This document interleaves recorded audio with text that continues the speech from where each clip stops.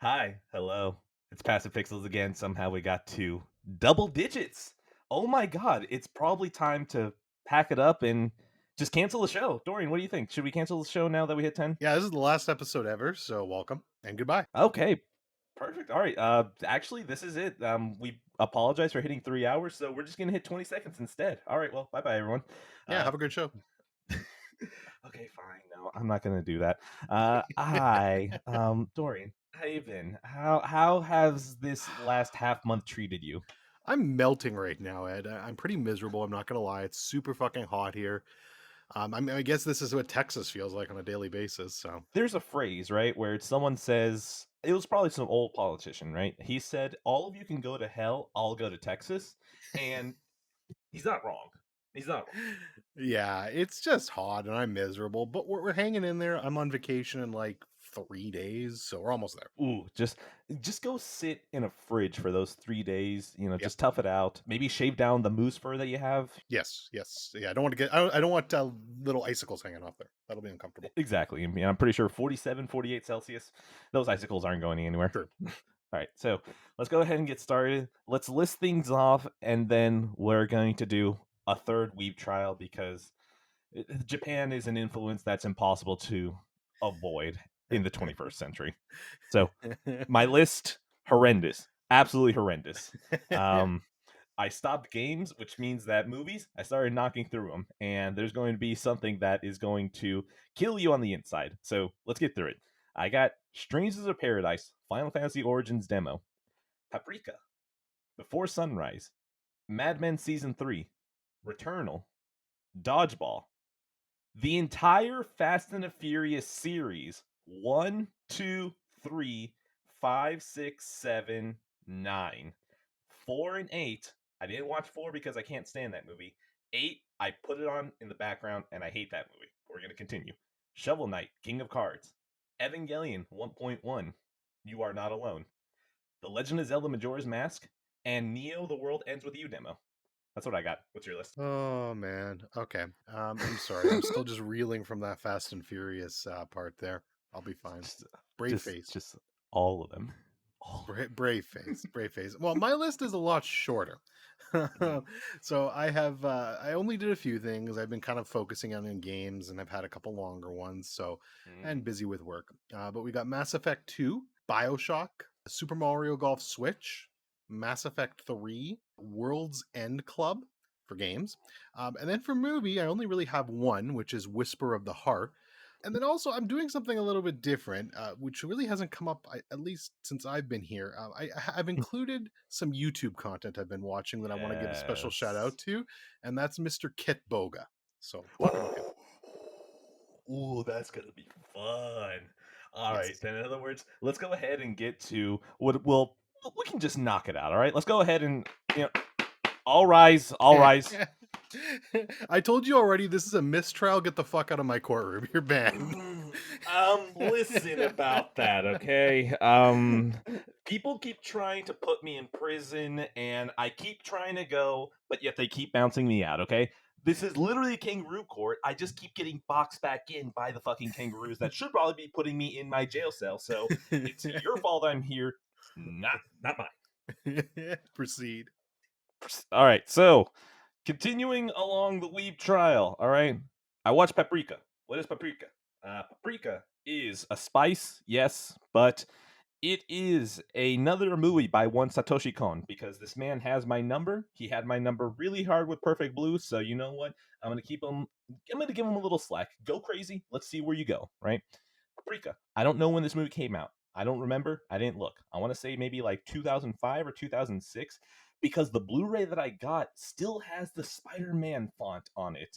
Like it was like specifications beyond HD. Like it was a completely sealed Blu-ray copy that I bought, and you can tell this thing has been sitting in a warehouse for over a decade. So, movie old. I like it. It's art house animation. Like I don't even feel like it's anime again. It just feels like someone asked him like, "Hey, do you just really want to make an art house art movie?" And he just went, "Yeah, sure. Okay, what's it going to be?" I'm going to make it about dreams. And you're like, oh, okay, what are you gonna do? And he's like, that's all I got. And you're like, oh, is there any like no, just dreams. We're going to animate just weird, cool shit, and we're going to be really trippy, and it's just gonna have an upbeat attitude. It's like, wait, this is the same man that made Perfect Blue. You're telling me that this is gonna have an upbeat tone? Ooh, I'm a little worried about this, but no, Paprika was actually a fun time. It was enjoyable. It was bouncy. It was colorful. It just had very inventive animation and just inventive ideas. I kept wondering, like, is this the movie? And then by the time that I got maybe halfway through and I realized that this was the movie, like, it wasn't really going to have a plot. It was just kind of be like, these people are going inside dreams and they're chasing someone down who's making dreams go bad. Go make bad dream man not bad anymore. I was like, okay. I'm kind of glad that it didn't cheap out. I was really worried that, well, okay, it did feel like at moments it was cheaping out because animation's expensive. Like, it's really expensive.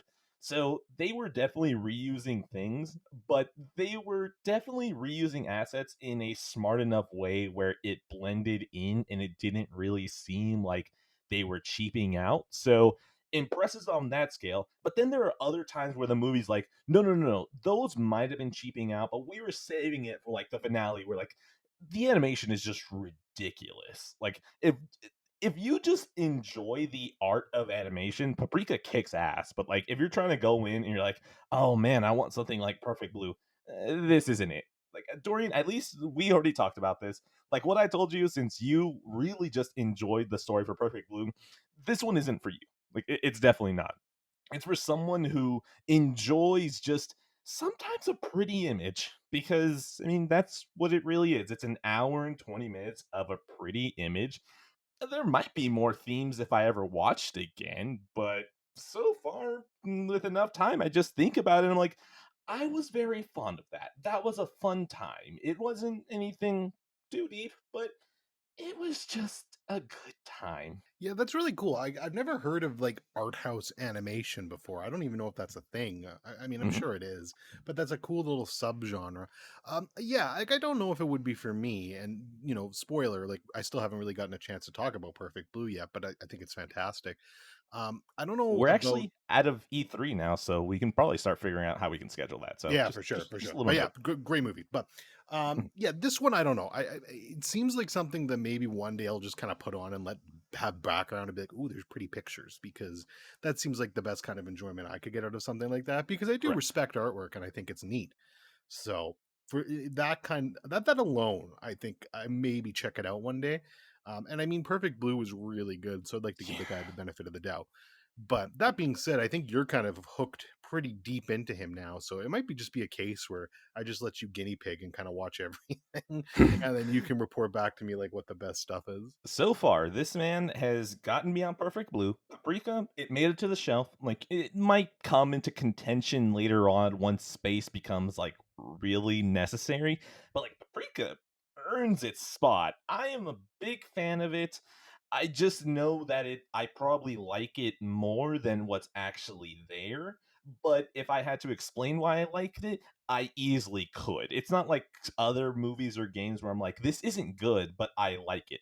Like Nier, like the original Nier. I don't think that's a good game, but I like it way more than its actual quality. I don't think that Break is I that. thought you were going to say Automata. Oh no. Oh, I don't think I like Automata enough to even match its quality. Okay, like even with the amount of love that I give it, I still don't think it's enough.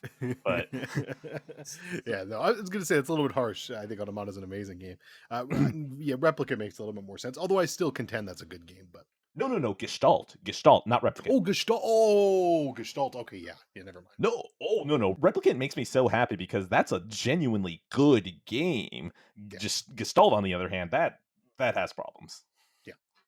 So Paprika, great. Oh man, just Dorian, for you knowing you, just whenever you're doing something else, just pop it on. Just have it there. Go wash some dishes. Walk around, just stare at a wall occasionally, and then blink at the TV. Like it'll work for you. If anyone is curious about Paprika, it's It's nice. It's Okay, nice. It's here's a question for you, and I'm mm, not sure if you partake in the recreational activities, let's say, but if you were to no. participate in these recreational You should. activities, would this be a movie that's Yes. improved? Okay, thank you. Yeah, go.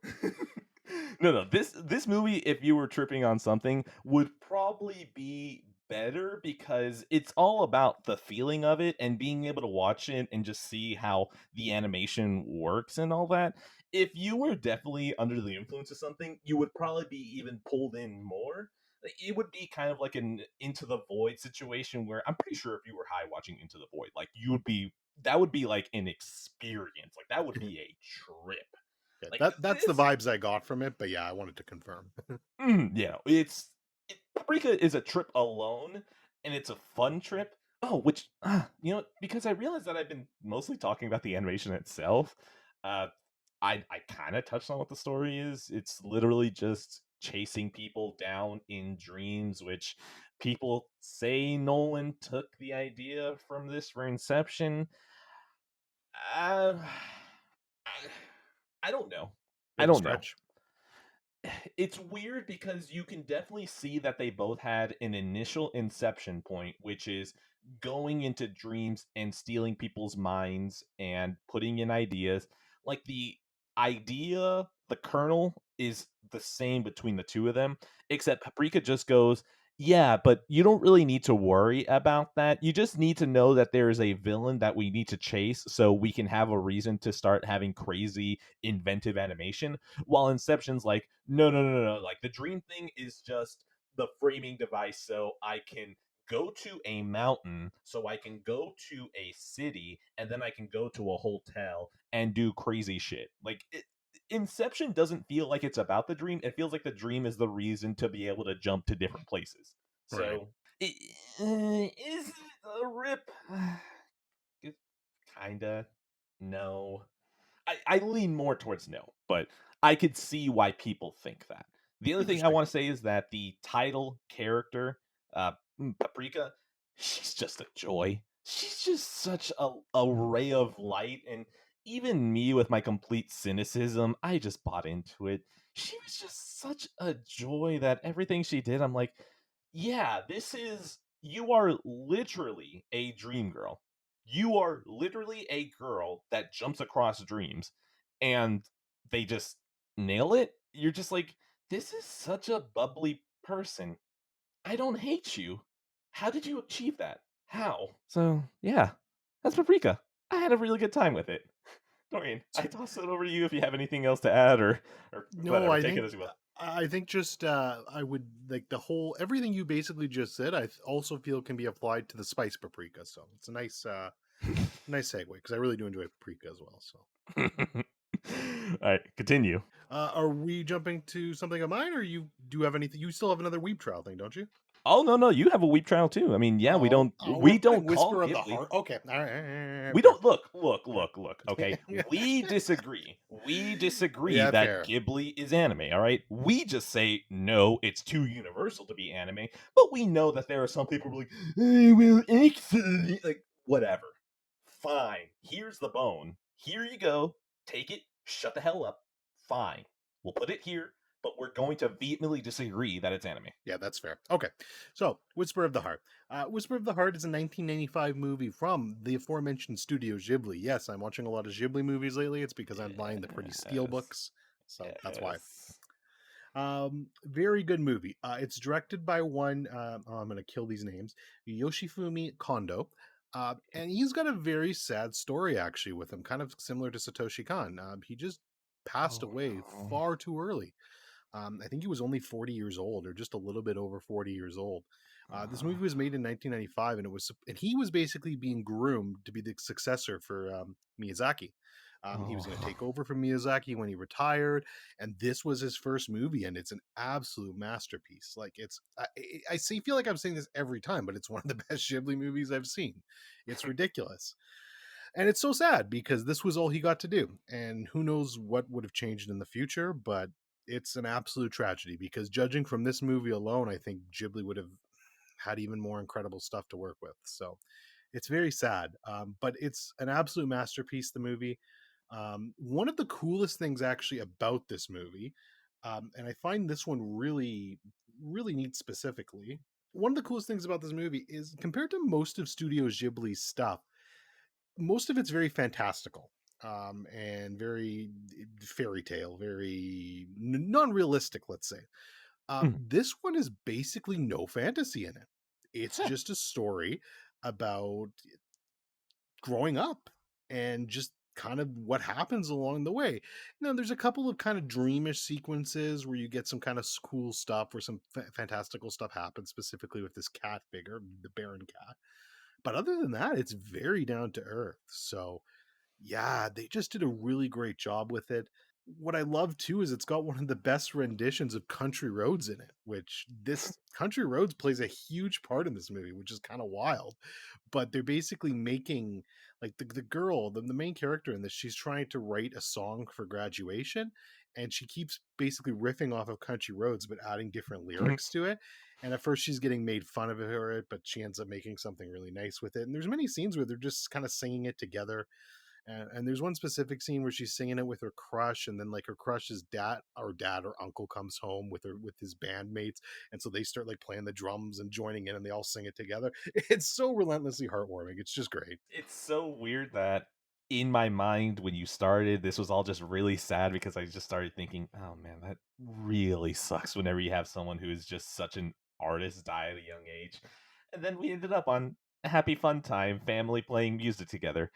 I am kind of in the mood for this right now that if we weren't recording, I'd probably go put it on right now because after already talking about Paprika, I'm kind of in the mood for just warming stuff. I'm usually just ready for depressing stuff, but I don't know. Like I feel like I'm for once in the mood ready for positivity. So, sounds like a good option for that. I went to Best Buy today. I saw the Steelbook there and I considered it. Now I think like within the next few days I should probably watch it and see if I want to go back for that Steelbook because you see now here's the thing that I drew a line at least between no, well not Paprika. Like this is just going to be a general anime criticism. It feels wrong calling Wind Rises anime. It feels so wrong because it just feels like it's just a story that happens to be animated. Like, am I wrong in saying that? No, you're exactly right. Like I joke around, and we'll have we'll talk about Perfect Blue when we get to that. But this, I know it sounds like, oh, he just thinks it's anime because he doesn't like it, or it's not anime because he doesn't like anime. But I truly don't think this is anime. It's just an animated movie that happens to be animated because Pixar is an anime. I'm sorry, Pixar is not. Now, if your literal definition of anime is that it was made in Japan, then sure, I guess that's anime. But I don't really consider that to be anime anymore. So, You see, it's like the argument that I made about we'll call it the two state structure of anime. There's anime the genre and anime the medium. Anime the medium, yeah, okay, fine, it's there. But anime the genre, it's so overpopulated by just teenagers powered by the gift of friendship to be able to defeat the enemy and then repeat again until the merchandise money falls off. So, like it's the problem is that there's no distinction. I kind of wish there was, and that's the main problem. yeah, I'm with you there. I totally agree. I do think that this movie specifically would be something you would enjoy, especially given your current mood. So I would definitely say get out and give it a watch. Because yeah, it's something that I feel, I don't know, I just have a gut feeling on this one that especially if that's kind of you're in the mood for something happy and just not super whimsical. Like again, I was very surprised on how down to earth this movie was, but I think it's something you'll definitely enjoy. All right. I think I'm good. Anything else that you want to cover? There was one more thing, I think.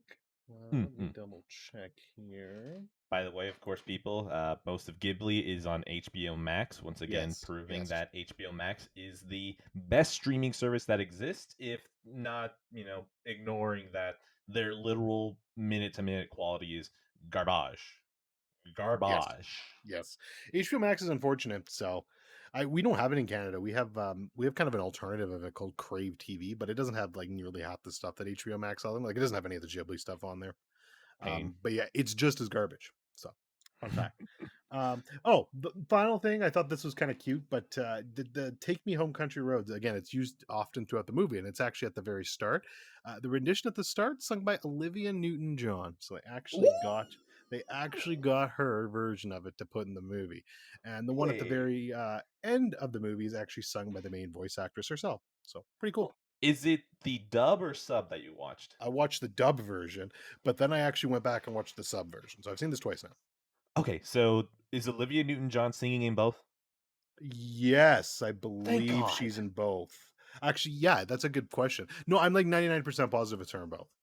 Oh, thank God. Okay, it always annoys me whenever they dub something and they dub the music too. Yeah. Like, this is just going to be a complete non sequitur. It reminds me of when I think I had last gone to El Salvador, like in, I don't know, I was 14, so let's say like a decade ago.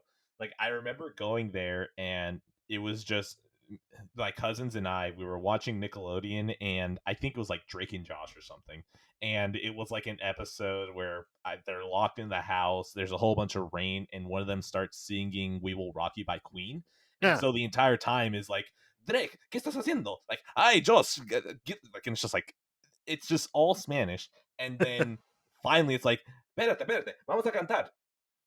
Buddy, yo, and you're like, whoa, okay, that just like it literally just cut the Spanish out, and then they just play the original English audio. It's like, thank you, because I was not about to sit here and listen to a Spanish rendition of "We Will Rock You" by Queen. Yeah, So, no, it's definitely not that. Don't worry. You're good. thank God. Okay, so Olivia Newton-John, honestly, God, you know what? I'm not doing anything the next couple of days. I might do that. I'm in a heavy movie mood, anyways, and uh, I'm ready. I'm ready. Also, we've already fucked up. You forgot to give a score to Paprika. Just Oh, Paprika. Imagination out of 10. fantastic. Imagination out of 10. That's a great score. For sure. I was going to do not an Inception ripoff out of 10. And then as for the movie I just watched, definitely a Whisper of the Heart 4.5 out of 5. I don't know. It's really fucking good. So, All right. I'm going to give it a Country Roads Take Me Home out of mm, 10. West Virginia. mm, preach. I'd sing it All right right. now, but I do not want to break all of our lovely listeners' eardrums. So, No, it's okay. If it clears out the room, do it. no. All right. Oh, wait. I just realized I say this so often outside of the show, and then I never say it on the show. Timestamps, people. Timestamps. If you are Yes. getting this far, like, honestly, if you've even gotten this far, condolences. I'm so sorry that you had to go through this. I'm sorry for your loss of time. Okay. Timestamps. If this doesn't interest you, timestamps. Oh my Yeah. God, For please. the love of God, just look at the list, say, hey, this looks interesting, and skip to it. And then you see all this weeb shit, and you're like, no, then just fast forward. You're good. Exactly. Like, oh, he's talking about Strangers of Paradise, a demo. I don't want to be here for that. Or you know what? Better yet, just press play, throw your phone in the garbage, walk away. Like, that's probably the best option. We need to kill chaos. Chaos. Okay, no, we'll We'll get get there. there. We'll get All there. right, the last part of Weeb Trial, Evangelion 1.1. You are not alone. Now, the reason this even got oh wait, no, hold on. Before I even start talking about this movie, I finally came down on a decision of how I feel about Evangelion the show. Keep in mind, the movie that Evangelion ended with, End of Evangelion, shit's Kino. Shit is art. It's incredible. Like, there's nothing that I can say that's bad about it, besides maybe needing to have watched the show previously. Like, that's it. But besides that, I can take that movie whenever it comes out on Blu-ray. It's going in the collection because I already did the hard work to enjoy it. So that's that. The TV show, though, I was completely out on, where I didn't know how I feel. My final verdict is that I don't think I like it, but it is something that I love pieces of. So again, anime takes another L. Once again, another anime series that I do not like. Anime's garbage. Ha ha ha. Fuck you, weeps. Okay, so that's where we stand on Evangelion, the show. All right, we've trial Now, over. Moving on to Fast and oh wait, there's more. no, I'm sorry. no, Evangelion. Continue. No, it's okay. Look, we can actually bookend Fast and Furious after. All right, we can actually make that part of the Weep trial, so then you can still execute me after. All right, if you Appreciate it. told. All right, so Evangelion 1.1. what the hell is this? Now, apparently, there is a rebuild movie series where they take the actual show and break it apart into 4 different movies, and apparently it's a remake. Not a remake where they're just redoing it. It's a remake where they are taking the original pieces from the series and taking it in different directions. Now, once again, the show Evangelion, I hated the first half of it. I just could not stand it. Evangelion 1.1, the first movie, is just like the first 8 or 9 or 10 episodes. And I'm not going to lie, I went into this with like the lowest expectations of like, oh my god, I'm going to be miserable during this. But this is the best example of how anime movies are better than anime series, because this had the budget, this had a time constraint, they had the ability to animate what they wanted to. The fact that it's a shortened amount of time means that they have to keep the pace going. It felt like throughout a movie that I could focus on the characters more. It felt like they cut out the fluff. There wasn't any of the horrendous like joking that I just didn't like. Especially after my conversation with Dustin, the horny parts actually make sense to me now. By the way, Dorian, I don't expect you to have listened to this, and to be fair, I don't expect anyone to have listened to it. But I had problems with the horniness in Evangelion, but the way that Dustin had explained it to me was that since the main character is 14, you're just watching the show throughout his point of view, and of course he's going to be super horny. And not only is he just like already an outcast, he just has no idea how to react to it. So the uncomfortability you feel isn't just something that you feel, it's something that the main character feels. And then it just clicked in my brain, and rewatching it through 1.1, I was like, oh shit, he's right. Like everything that's uncomfortable, it never feels like it's horny to get you horny. It's just to show that the character is just horny. And you're like, oh, wow, I missed that. 1.1 feels like it should have been a complete failure because it was redoing parts that I didn't like. But I think by the fact of moving from a series over to a movie, it just fixes a whole bunch of problems that I have that I actually like it, not enough to get it for the collection unless all 4 just blow me away. Like, unless all 4 blow me away, then I might. No, actually, no, I probably won't because I have the last 2 Apes movies, but I don't have the first one. So this one's probably not going on the shelf, but the first one is very indicative that I have a better chance of liking the rebuild movies than I do the original series. And I'm not going to lie, I was kind of expecting to watch these and just be like, I'm just probably not going to get it, but there'll be pieces of it that I'll just undoubtedly love. So far, 1.1, I'm positive on it. I gotta watch the next 2, and hopefully I space it out long enough that when the 4th one finally makes it over here, I'm not gonna lose my mind waiting for it. By the way, the entire reason I finally kick this off is that I don't remember what it was. I think Target had a 20% off of any movie that you could see. And then here's the thing, the Evangelion movies on Blu ray are impossible to find. Like Evangelion 1.11 on Blu ray trends north of $100 easily. And 2.2 for some reason is just easier to find. 3.3 is a little bit harder to find. Usually it trends like about $40, $50, just even open or new. And for some reason, there was a Target like 30 minutes away that had one sealed. And I was like, ooh, that's scratching the part of my brain that likes rare stuff. I called and they had it. And I was like, hold on, I'll be right there. I drove, and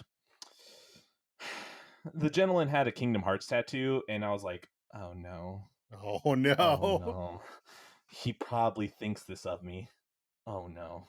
I had a fine talk with that gentleman, and then he was like, oh man, so have you watched these? I was like, no. And he was like, oh man, yeah. That Evangelion, I like the show. I didn't like the ending. And I was like, I hate everything but the ending. And he just kind of looked at me and was like, oh man, what? And I was just like, oh no. This man, this is a weeb. I need to get out of here. I'm in danger, okay? He's probably gonna fucking tell me to watch Attack on Titan or something. It's like, and I'm gonna have to tell him, like, I hate Attack on Titan. What's wrong with you? Like, I was a little bit scared, but hey, I got my sealed copy of Evangelion 3.33 for $20. So like it's sitting there. It's gonna sit there. I'm probably going to turn that thing and watch it, and then decide if I want to unseal it or not, or toss it off somewhere secondhand. So yeah. Yeah, I mean that's fair. Oh yeah, by the way, like I had to 1.1 because $100 for a Blu-ray and no way to rent it or stream it. And yeah, I'm not dropping $100 on something that I don't know if I even want. So yeah, 1.1, uh way more positive than I thought, and I can't believe it. I want to watch more. Yeah, the whole thing's pretty bizarre to me. Like, I mean, I'm sure it would make sense if I actually sat down and watched it. But just think about this from my perspective. So you've got this TV series when did the original series come out? What year? 97. 1997. Okay, so it came out in 1997. And we're now on to 2021, and there's still a new movie that's coming out, but that's not really new. It's just remaking stuff from the original TV series and editing it together. The whole thing just blows my mind and is really fucking confusing to me. Okay, so I don't think I explained it properly then. So 1.1 is pretty much the exact same thing as like the first few episodes of the series. But from what I've heard, 2.2 and then beyond that 3.3 deviate Oh, okay. hard. Okay. Like like that's the thing. 1.1 takes all the pieces, sets them back up, and apparently 2.2 is like, yeah, yeah, you know the trajectory that we were going to go on? Yeah, we're not going there anymore. So that actually has me excited because one, I apparently like the stuff that I hated in the series now because of 1.1. I'm pretty sure if I went back to the series, I'd still hate it in there. But the idea that they're going to deviate hard makes me think that they might go into the weird shit that I like more quicker. And that idea excites me because if we can just kind of get me 4 movies where one is like, it's pretty standard. I'm actually kind of impressed that there even is a little bit of an arc for the main character, who once again is a flat character for like most of the show until like the ending like starts developing a little bit more. But I could see that he was actually getting confident throughout this. I'm pretty sure it's there in the show, but I think by the fact that you're converting the show into the medium of a movie, I can see the arc clearly instead of mini arcs throughout the show. So this is just a better incarnation. So then from there, you're going to tell me that you're probably going to even change more of the stuff that I don't like, that hopefully leads me into the stuff that I do like. It's optimistic, but the fact that they fix the stuff I don't like has me willing to give them the benefit of the doubt. No, fair enough. That's interesting. So that explains it a little bit more, but it's still bizarre to me that they've been working on this franchise for what, 24 years now? Like, a long time. Yeah.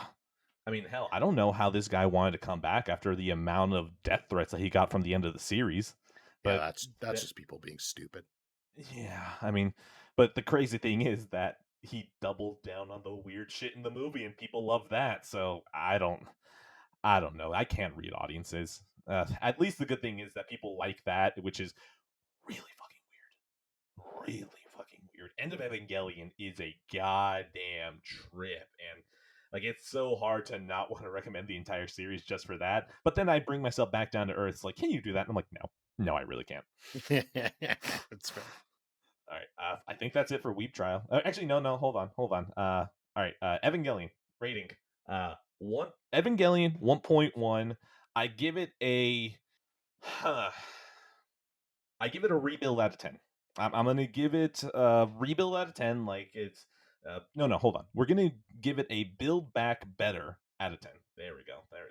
That's at least somewhat of a joke, right? It sucked. Whatever. I mean, it's a joke, but is it a good one? That's a whole other question. No, absolutely not. I'm going to give everything that I've just heard a. I'm still not going to watch it out of 10, but maybe I'll read a Wikipedia summary one day. I guess I should go off a little bit on that. If the others are like worthwhile, I'll probably like just send you a Wikipedia summary of 1.1 and then tell you about the others if they're worth it or not. But like I'm this is strangely the most confident I felt for a series in a while. So, and especially the Interesting. fact that it's an anime, I can't believe that. Like I really cannot believe that. Interesting. Now we're going to go into the next part of Weave Trial because pretty much every character is relying on the power of family to get them through Oh, it. I'm killing myself now. I'll be right back. Okay, fine, that's fine. Dom will jump off a 90 miles per hour vehicle and calculate the perfect trajectory to catch you in midair and land on a car and not have his spine completely shattered in a million pieces. Of course, I am talking about the prestigious, the Fast and the Furious Cinematic. Yeah, you know.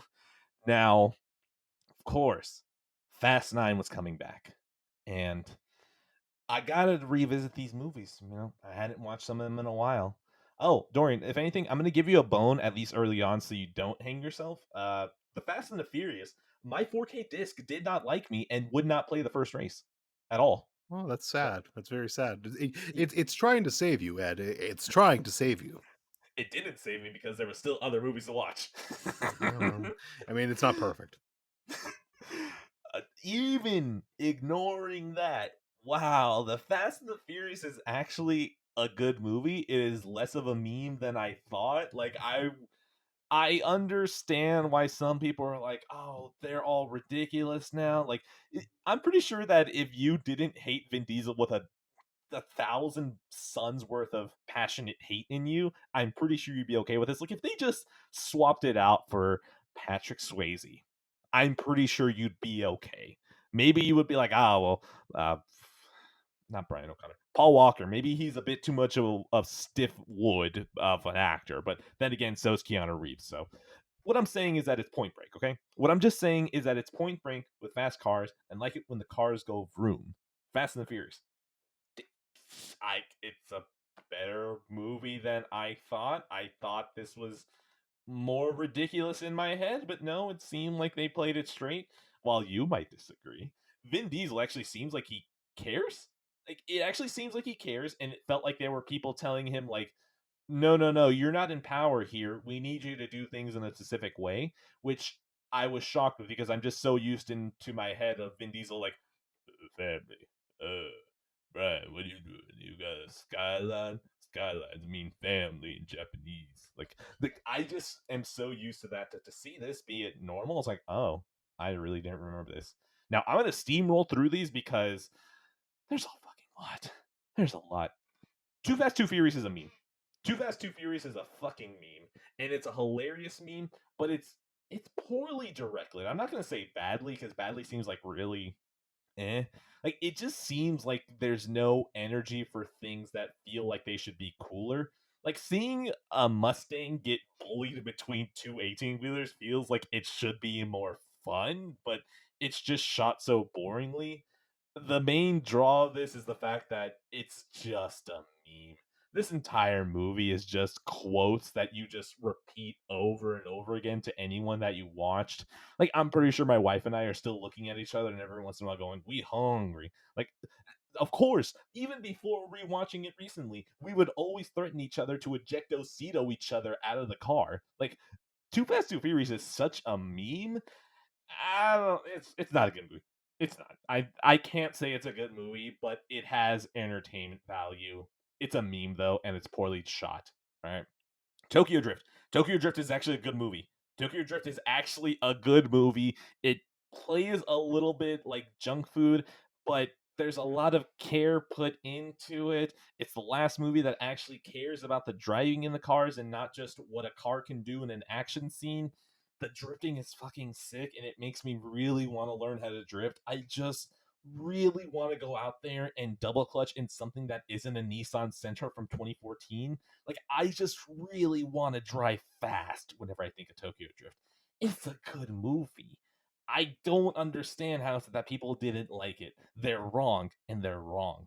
All right, now because I'm just basically going through the entire series at this point, I did not watch Fast Four because Fast Four is bad. Fast Four is an actual legitimately bad movie that has maybe one or two redeeming qualities, and one of them is to laugh at it. And that I mean one scene. There's one scene where a character dies, and Vin Diesel detective mode CSIs the entire area to tell how that person died, and it's ridiculous and it makes me laugh every single time. But this movie is so wrong because it feels like they're trying to do a gritty reboot. And it's like, why are you trying to gritty reboot Fast and the Furious? What is wrong with you? Why is there a cartel that you expect me to actually take as a threat? Why are there underground tunnels that you're driving through that is such a mess geographically that to have an action scene in there is to make you just not care and make it feel like there are just two cars on a green screen and there's a wind turbine just pushing air to make it look like they're moving. I hate that movie. I hate that movie and I refuse to watch it again. The funny thing is that I've watched that movie 3 times. Once it was a bootleg DVD, like in 2009, that we got at a flea market. And I remember watching it, and because most of that movie is dark, a bootleg DVD copy is already going to be darker. So I couldn't tell half of what I was looking. So I was already bored. The next thing, I remember watching it probably a couple of years ago, and I just remember thinking, wow, I don't remember that whatsoever. And then earlier this year, no, sorry, no, not early last, late last year, I decided to watch it again. And I told my wife, hey, we didn't watch this one. She's like, no, sorry. I told her we watched this one. And she's like, no, we didn't. And I'm like, oh, well, okay, we're going to watch this movie right now. And, let's see if it jogs up any memories. And she was like, I don't remember watching this movie. And I was like, we just finished this and I don't remember watching this movie. This movie sucks. Fast and the Furious 4 is just bad. Fast 5 is good. Fast 5 is a good movie. Man, although I feel like I might have overrated it in my mind because it feels like most of the movie is planning for a heist that doesn't happen, and then eventually at the end of the movie they just go, oh, fuck it, we're just gonna drag a safe out. So while the character work and just all their interactions is really fun, you can easily tell everyone in this cast likes each other, and there's just some great action set pieces. A car driving off a cliff to a bottom of a ravine of water is just always so cool. They have nice cars. Being able to drag a safe across the town of, not even town, city, whatever, of Rio is just so ridiculous. And at this point, physicists were trying to kill themselves watching this scene. Like, this is just so ludicrous to think that you are in a car that's probably going 100 miles an hour. Let's just from there forget the fact that somehow this car is going to be strong enough to carry like what would be a 5-ton safe right behind you without wheels, just being dragged. And then you use your car to swing the safe to take out other cars that are presumably going like 70 or 80 miles in the opposite direction. Physics would not dictate that the safe would win. The physics would dictate that both you guys stop. But it's so, this is the nice balance that the Fast and the Furious hits, which is it cooler than it is stupid? That is the driving question. And usually that's what makes it good. Fast 5 hits that right balance of, is this cooler than it is stupid? Yes, then fucking do it. Fast and Furious 4, too stupid. Just it wasn't worth it. The Fast 5, for some reason, is just so creatively right where everything that they do with the safe is like they sat down in a room for like, let's say like an entire week, and we're like, what stupid shit can we do with this safe? Okay, we're gonna have them back to back the safe. One's gonna reverse and the other one's gonna drive forward. Okay, all right, we're going to have this one swing the oh my god, I don't even remember what it's called anymore. The safe. It's gonna swing the safe in a 360 motion and take out every car. You're like, hell yeah.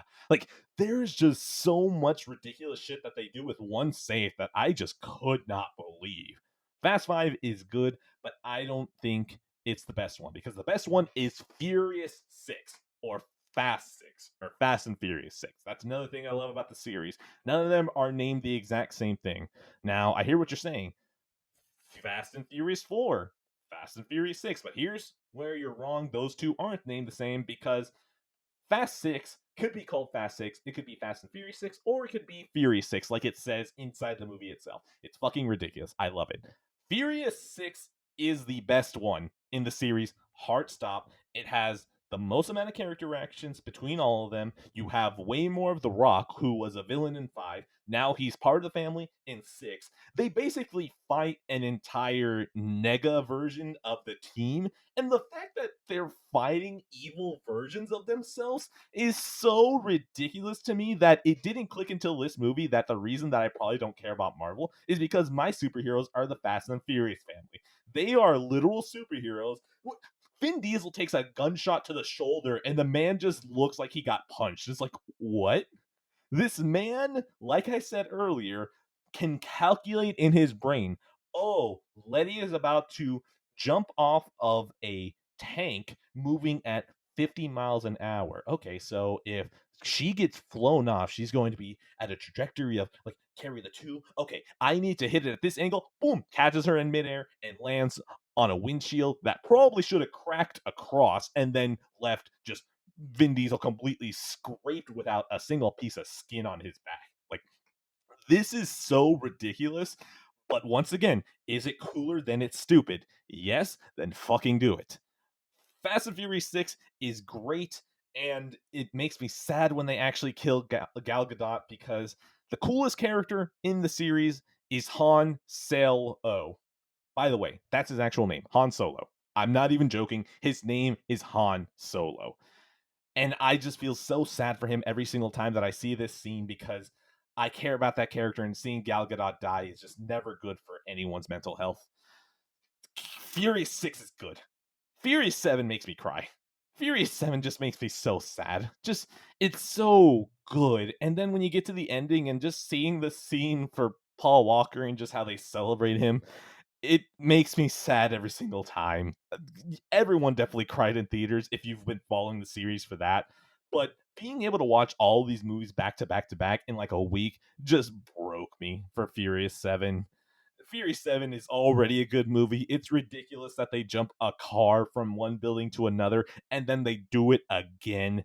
Furious 7 is so fucking good, and I don't know how the hell James Wan did it, but he came into this series this late and then directed better action scenes than the previous steward, Justin Lin, who was handling 3 all the way to 6. But James Wan comes in, directs action way more clear than Justin Lin, but he does lose points because it doesn't seem like he understood the characters as well. But that is all remediated by the fact that he understood how important Paul Walker was to the series. And I love Furious 7. I love this movie, and every single time I watch it, it makes me miss Paul Walker even more. And uh, the series should have ended here. Fast 8. Sorry, Fate of the Furious. Fate of the Furious. I don't like this movie. I really don't. It kind of seems like we're going the negative Star Trek route where all of the odd movies are better and the even movies suck unless you're Furious 6. Like, you just broke the rule there. Fate of the Furious just sucks. This is the one where it feels like Vin Diesel was like, I'm gonna become an actor. I'm gonna have dramatic roles. You're going to care that my I don't know why I'm making him sound like Rocky. Whatever. You're going to care about my baby. Like, I don't care. There's nothing about Vin Diesel's baby mama drama that I give a shit about. And not only that, it feels like they give attention to The Rock and Jason Statham, which, to be fair, The Rock is great, but Jason Statham, he's the one who killed Han. And here's the thing, Han is my favorite character in the entire series, bar none, probably excluding Paul Walker, but that's cheating, you know? So the fact that they have Jason Statham, who killed my favorite character, and they try to introduce him as a good guy, that just makes this such a bitter pill to swallow because he killed my favorite character. You don't invite the person who killed one of your family members into the family. Fuck that. Fate of the Furious, the action, it's dumb, but it just lacks the energy. So I'm not going to say too much about that one. Fate of the Furious and Fast and Furious 4. For some reason, the fourth ones just suck. So there we go. Fast 9, or sorry, F9, the Fast Saga. Uh, it was good. It was good. It gives me hope that now that Justin Lin is back, I think Fate got directed by F. Gary Gray, so who cares? Whatever. You did, I think you did Friday, and you did uh, Straight Outta Compton. Like, I could never see you in the Fast and Furious series again, and I'll probably be happy. But Justin Lin, he's back. He's the one who took this series to its highest highs. So to see him back, this dude brought back Han. He brought back Han from the dead because he realized that he killed Han twice, and both times that he killed him was a mistake. So he brought him back twice because every single time that you bring back Han, shit gets better. Fast 9 gets such a huge pass because they do that. Not only that, they bring back Jordana Brewster, who was absent for 7 and 8. And here's the thing, Jordana Brewster, I enjoy seeing her because she is one of the grounding factors, along with Paul Walker, in the series that brings it down to something that you kind of see as people that you want to relate to, while everyone else is kind of like stereotypical superheroes. I'm not going to say like they're bad. It's just that they're nothing I really want to connect to. But Jordana Brewster just has a warmth to her that anytime she was on screen in Fast 9, I just felt comfortable. Like being able to see her. And the weird thing is that she has that effect with everyone that she talks to. Everyone suddenly becomes better. And I don't think it's like anything that she's doing in her acting. I think that it's just probably a natural thing for her to be a warm person. So to see her interact with other people in Fast 9 kind of bumped it up higher for me. I guess another thing I should mention, just because it's funny to me, Dom has a character who plays him younger, and that actor outclasses Vin Diesel, and Vin Diesel's been playing this character for over 2 decades. So that's hilarious to me. Uh, oh yeah, John Cena's here. He's here. Whatever. I don't care. Bring me back the Rock. Uh, Now, I'm going to go ahead and I'm going to rank them. I'm going to go ahead and go Fast and Furious 6 at the top. I'm going to go Tokyo Drift next. I'm going to go Furious 7. I'm going to go The Fast and the Furious. And after that, I don't. Oh, after 1, I'm going to go Fast 5. From there, let's go ahead and go Fast 9. I'm going to go Too Fast, Too Furious. I'm going to go Hobbs and Shaw. I'm going to go Fate of the Furious, and I'm going to go Fast 4. Did I miss something? Probably. I don't know. It's not like you were listening. Dorian, talk up to me about how much you hate Fast and the Furious and how much you hate that you were subjected to this. I got family. That's my comment. By the way, did you see that phenomenal meme of Vin Diesel in Star Wars? No, I didn't. Look. You don't understand the pure seething hatred I have for Vin Diesel. So if I see even a meme of him, if I see a picture of him, I usually turn away. So no, I have not. It's this wonderful meme where Skywalker looks over to his shoulder and Vin Diesel is there in his Dodge Charger ready to help him take down and save the Republic. It's wonderful. God bless Vin Diesel. So, where does this deep-seated hatred for Vin Diesel come? Because what I'll go for as a different connection to this, right? I remember hating Keanu Reeves. I'm ready to be crucified. I'm ready to be crucified. Please find me, hang me before you do it. I understand. I hated Keanu Reeves because it seemed like he was a guy that just did not have any acting capabilities, and it's like, why are you here? But then eventually I realized that he's just a really hard worker with everything else. Like once I learned that he did all of the stunts for the Matrix, and then not only that, I think he had broken something during the shootout in the Matrix 1, and he still did the scene even though he wasn't cleared by the doctors to do it. Like Keanu Reeves, I don't think he's a good actor, but that man has such work ethic that I eventually came around to like him. So, what is your story with Vin Diesel? Why do you hate this man? Do you ever like go to the gym, or not even the gym, but just out in public, and there's a guy, and it's really hot out, and it's obviously he hasn't taken a shower, but he's just put on a shit ton of like Axe body spray, and that's his shower? That was high school, yes. That's how I feel about Vin Diesel. Is it just the perception that you have of him? It's literally just the perception I have of him. I've never seen a movie of his that I've enjoyed. Groot, I had to just grin and bear and pretend that that wasn't Vin Diesel, and it's actually probably his best acting performance. The guy deserves an Oscar for that, for at least from his capable standards. Iron Giant. I've never seen Iron Giant. Is he an Iron Giant? I'll never see it now. But No, is no, he no, in it? no, no. he if you could grit your teeth to try to ignore his part as Groot, you can get through the Iron Giant because there is way less I am Groot. Like basically, Vin Diesel has one key line and it might throw you out of the movie, but there are many people who are like Is it family? no, no, no.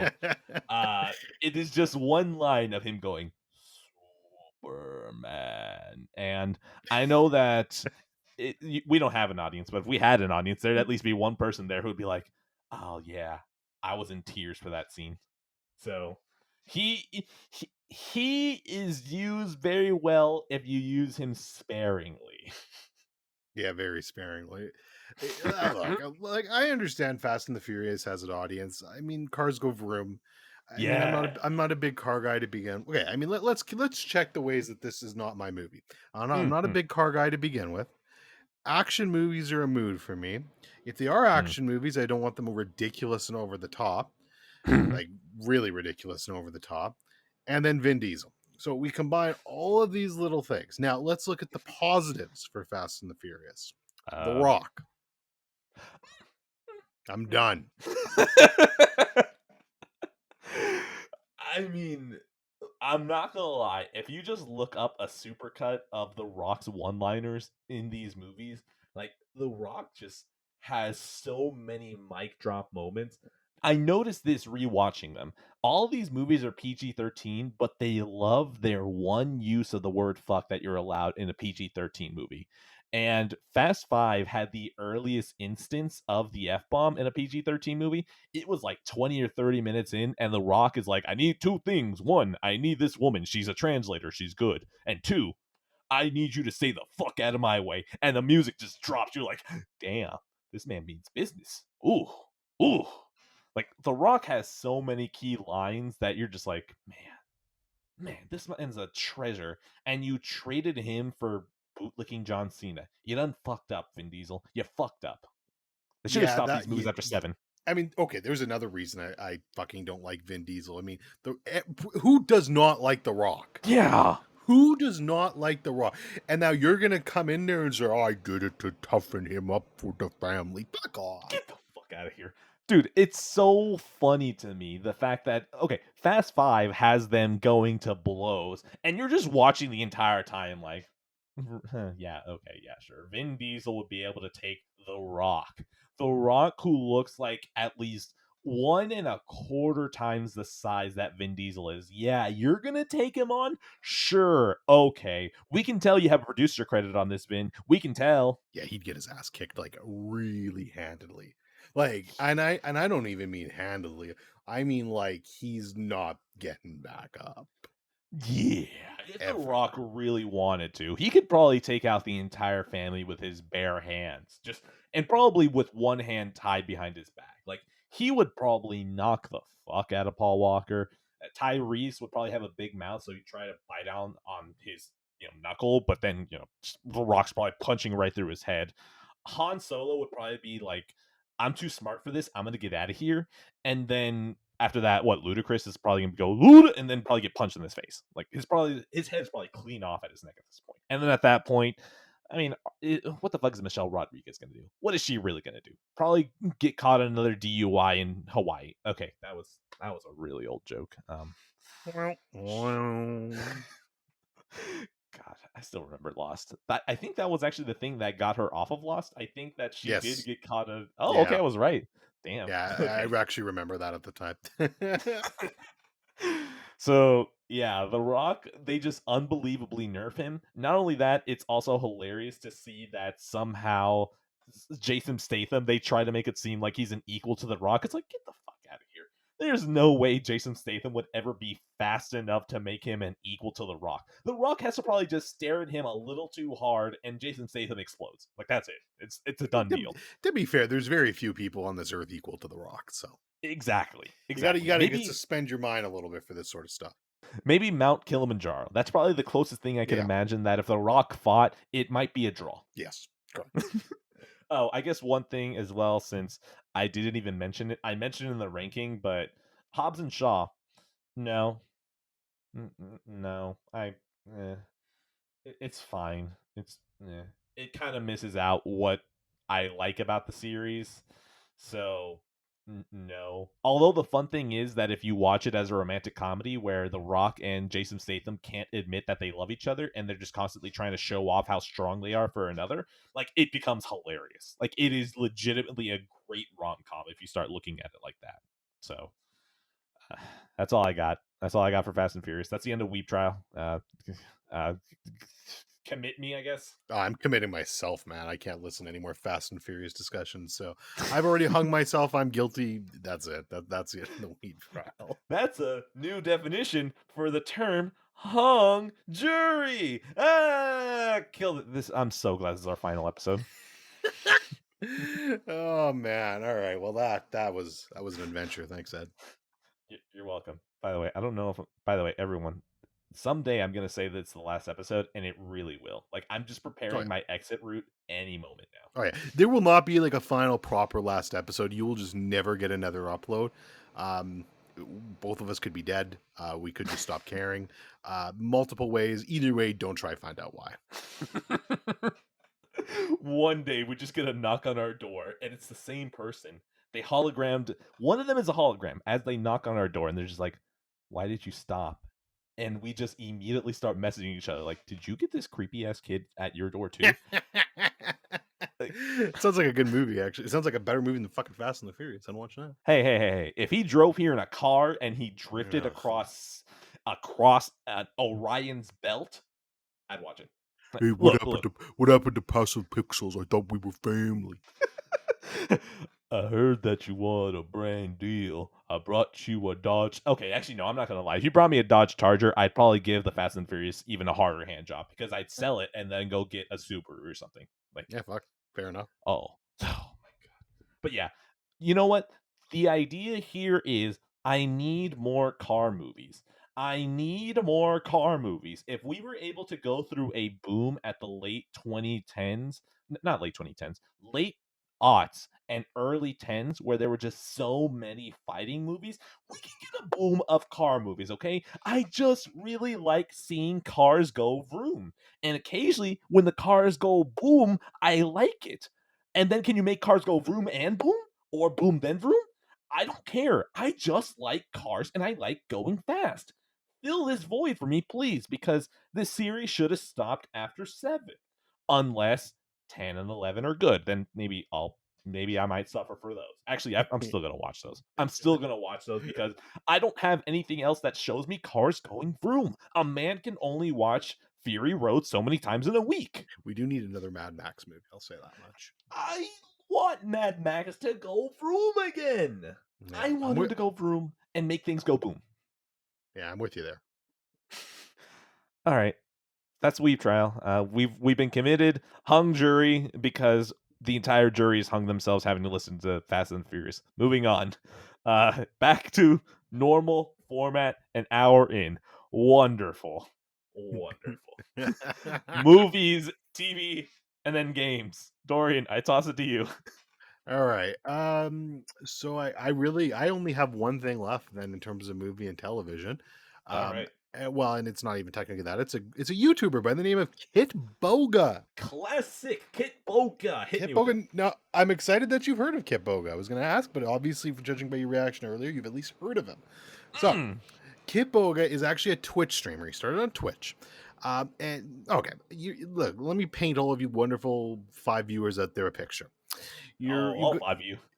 You've got your phone. You're doing something. It's important and it rings, and you're like, oh, I don't recognize this number. But curiosity, you're like, I got to pick this up because it's going to bother me if I don't pick it up. You're like me, so you answer the phone. This is the Department of the Federal Bureau of Investigation. We have found some tax information that is incorrect in your file. We are going to need for you to call this number. We've all been there. Okay. Yep. Now, I don't know if anyone has actually ever called this number before, but if you call these numbers, you're going to get some absolutely delightful scammers in India. They basically just sit in these rooms all day and they try to catch unsuspecting people, older people, mentally challenged people, and basically scam you into giving them money. They've got a bunch of different ways they do this. There's the tax one, there's the tech support ones. There's so many different ways. Enter Kitboga. So Kitboga streams on Twitch, and he actually uses voice modulators to make him sound like either an old grandma, a ditzy, just young girl who doesn't know what she's talking about, an Wait, old hold on. grandpa. Is Um, there an actual voice modulation? I always thought he did the voices himself. I'm almost certain it's a voice modulator, but I could be wrong. But I'm pretty sure because he does so many different ones, and you can kind of like if you listen carefully, you can kind of hear the synthetic nature of it. So I'm pretty sure. Okay, because his grandma voice is like, Oh, it's so good. I'm grabbing my cards. Like the fact that I can hear him do it, I feel like I myself could do that too if I had enough practice. So, Yeah, like that he's one. maybe you could be right. He's so good at doing these things, and like it's not even just how it sounds, but it's how it acts too. Like he'll pretend to be this old grandma, and he just doesn't shut up. He just keeps going and going and talking, and the scammer gets frustrated because they're trying to do their scam, but he's just talking about how his grandmother or his grandchild lost a nickel in a fountain once in 1932, going completely off topic while the scammer's losing their fucking mind. But that's what he does. He's baiting them and trying to waste their time so they can't actually scam somebody authentic. So it's a really good service what he does, and it's absolutely hilarious. So what he does is he does these Twitch streams, and then he'll edit it and post the videos to YouTube, which is how I've been watching the content lately. And I've just been binging these videos every night. They're so fucking funny, like just the way he just absolutely like he'll get these scammers singing songs with them.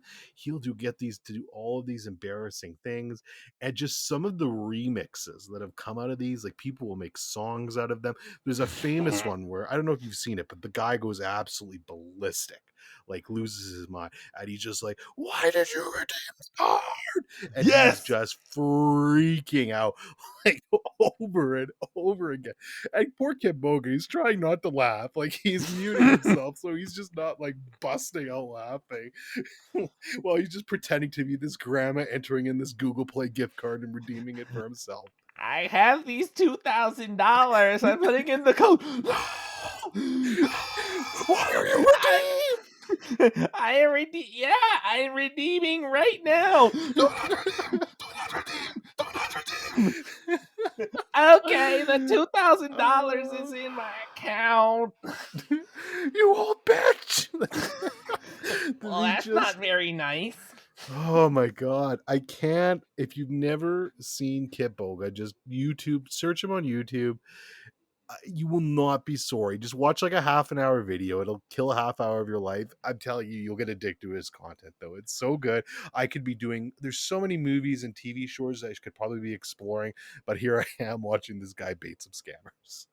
Look, Kitboga is doing us a public service to make fun of these people and just constantly waste their time. For every minute that they waste that we answer, hang up, and then immediately block them, Kitboga is taking like double every minute and matching their time in wasting them.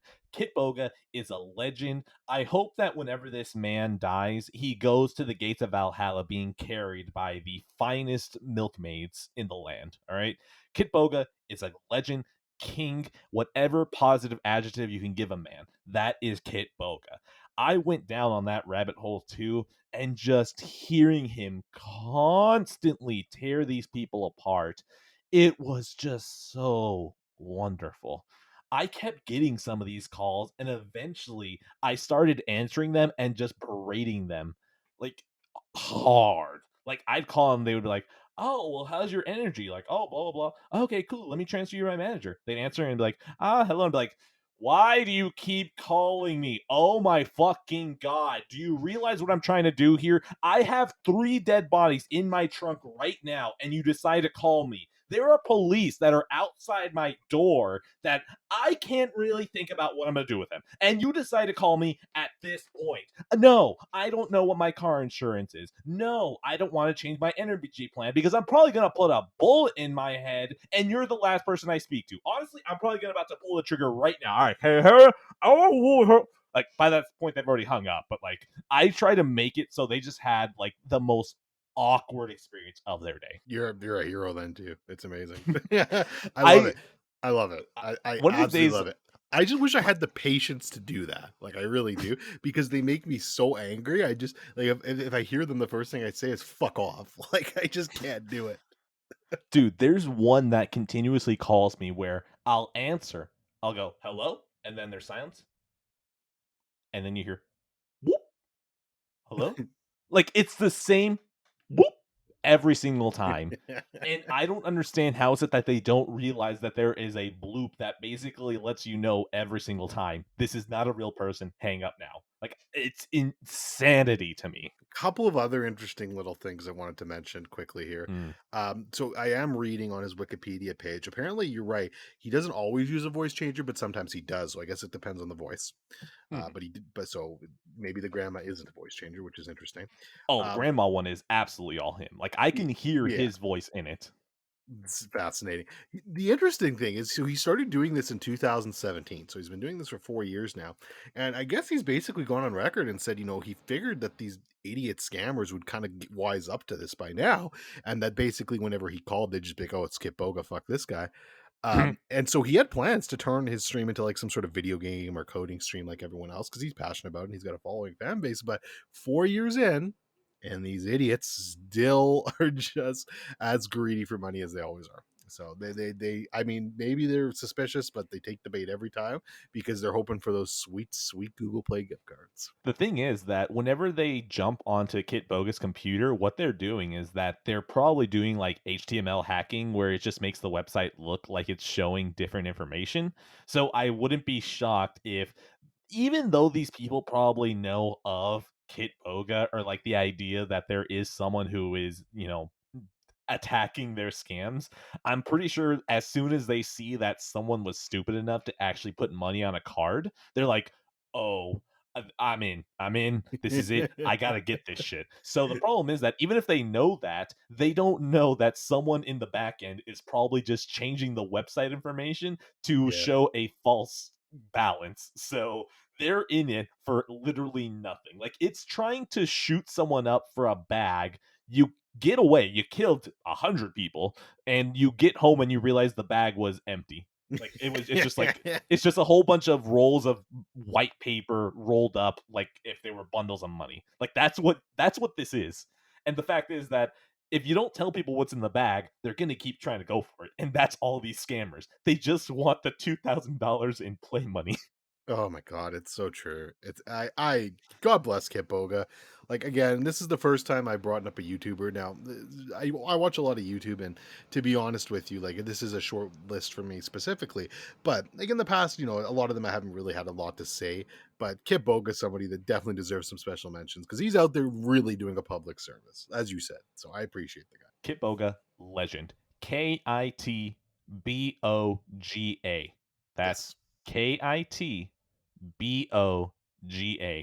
I'm spelling it twice because I want to put in the F. Like, if I put in the effort to spell it out twice, you should put in the effort to at least watch a video. There's Yeah. one where he plays an old grandma who is being scammed, and she starts lying about how she's running drugs and how she's running away from her entire family. And that one is so good. Like, the So good. thumbnail.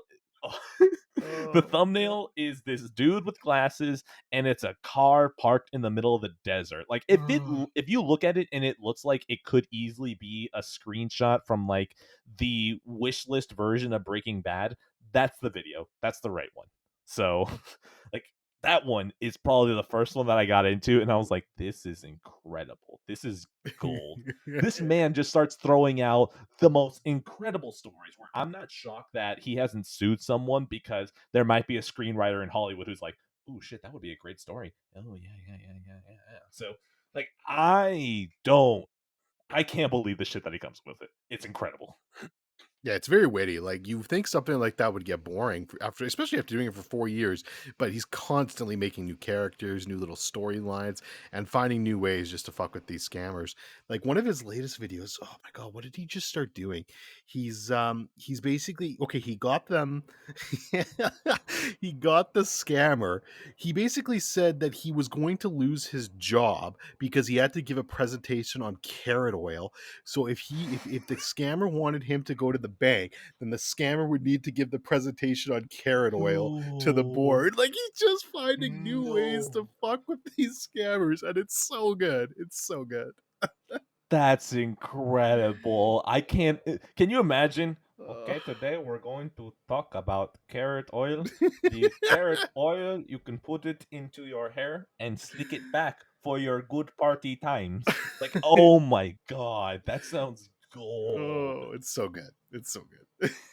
All right, Kitboga, absolute legend. I don't have Yeah, anything else to say. How about you? yeah, absolute legend out of 10. That's all I gotta say. It's a good You know one. what? Yeah.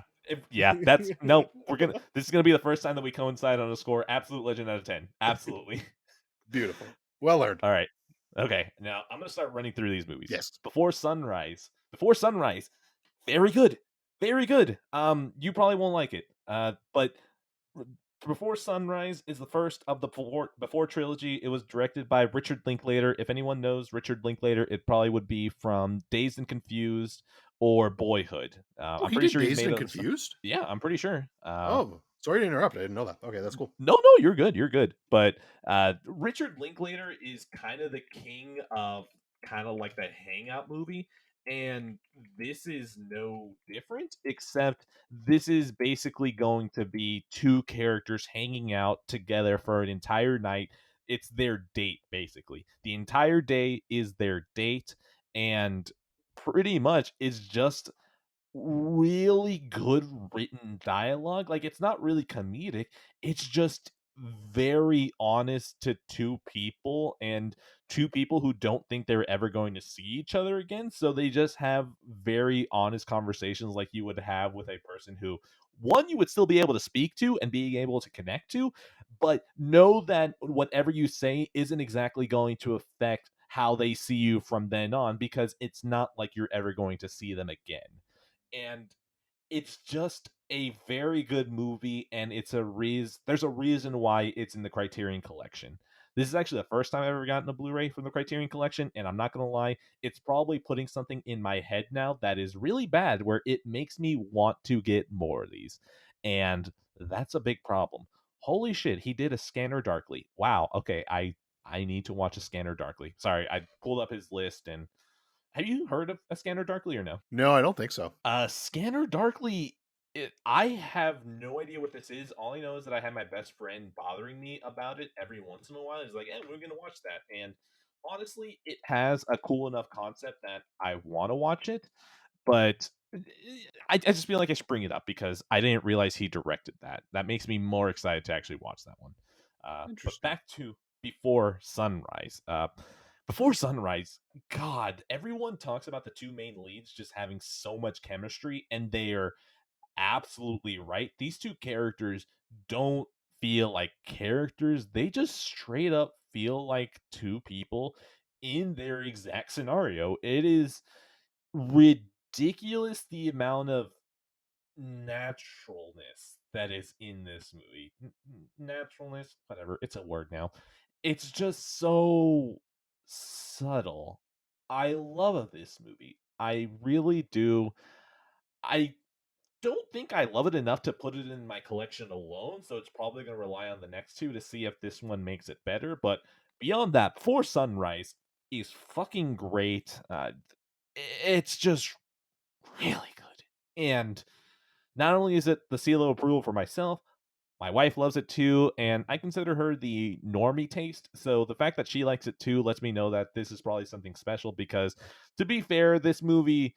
It's in the Criterion Collection. That sounds like it'd be snooty as hell, where it's like, oh, you need to be level 20 cinephile to enjoy this. Like, no, she doesn't have that cred. Like, and to be fair, neither do I. I don't think I have level 20, maybe like 10 or something. But like both of us actually really liked it. It's good. It's just good. I'd just like to point out you'd probably be level 20 if it wasn't for Fast and Furious, but Don't forget that our boy Nolan, boy Christopher Nolan. no, no, no, no, no. I won't hear it.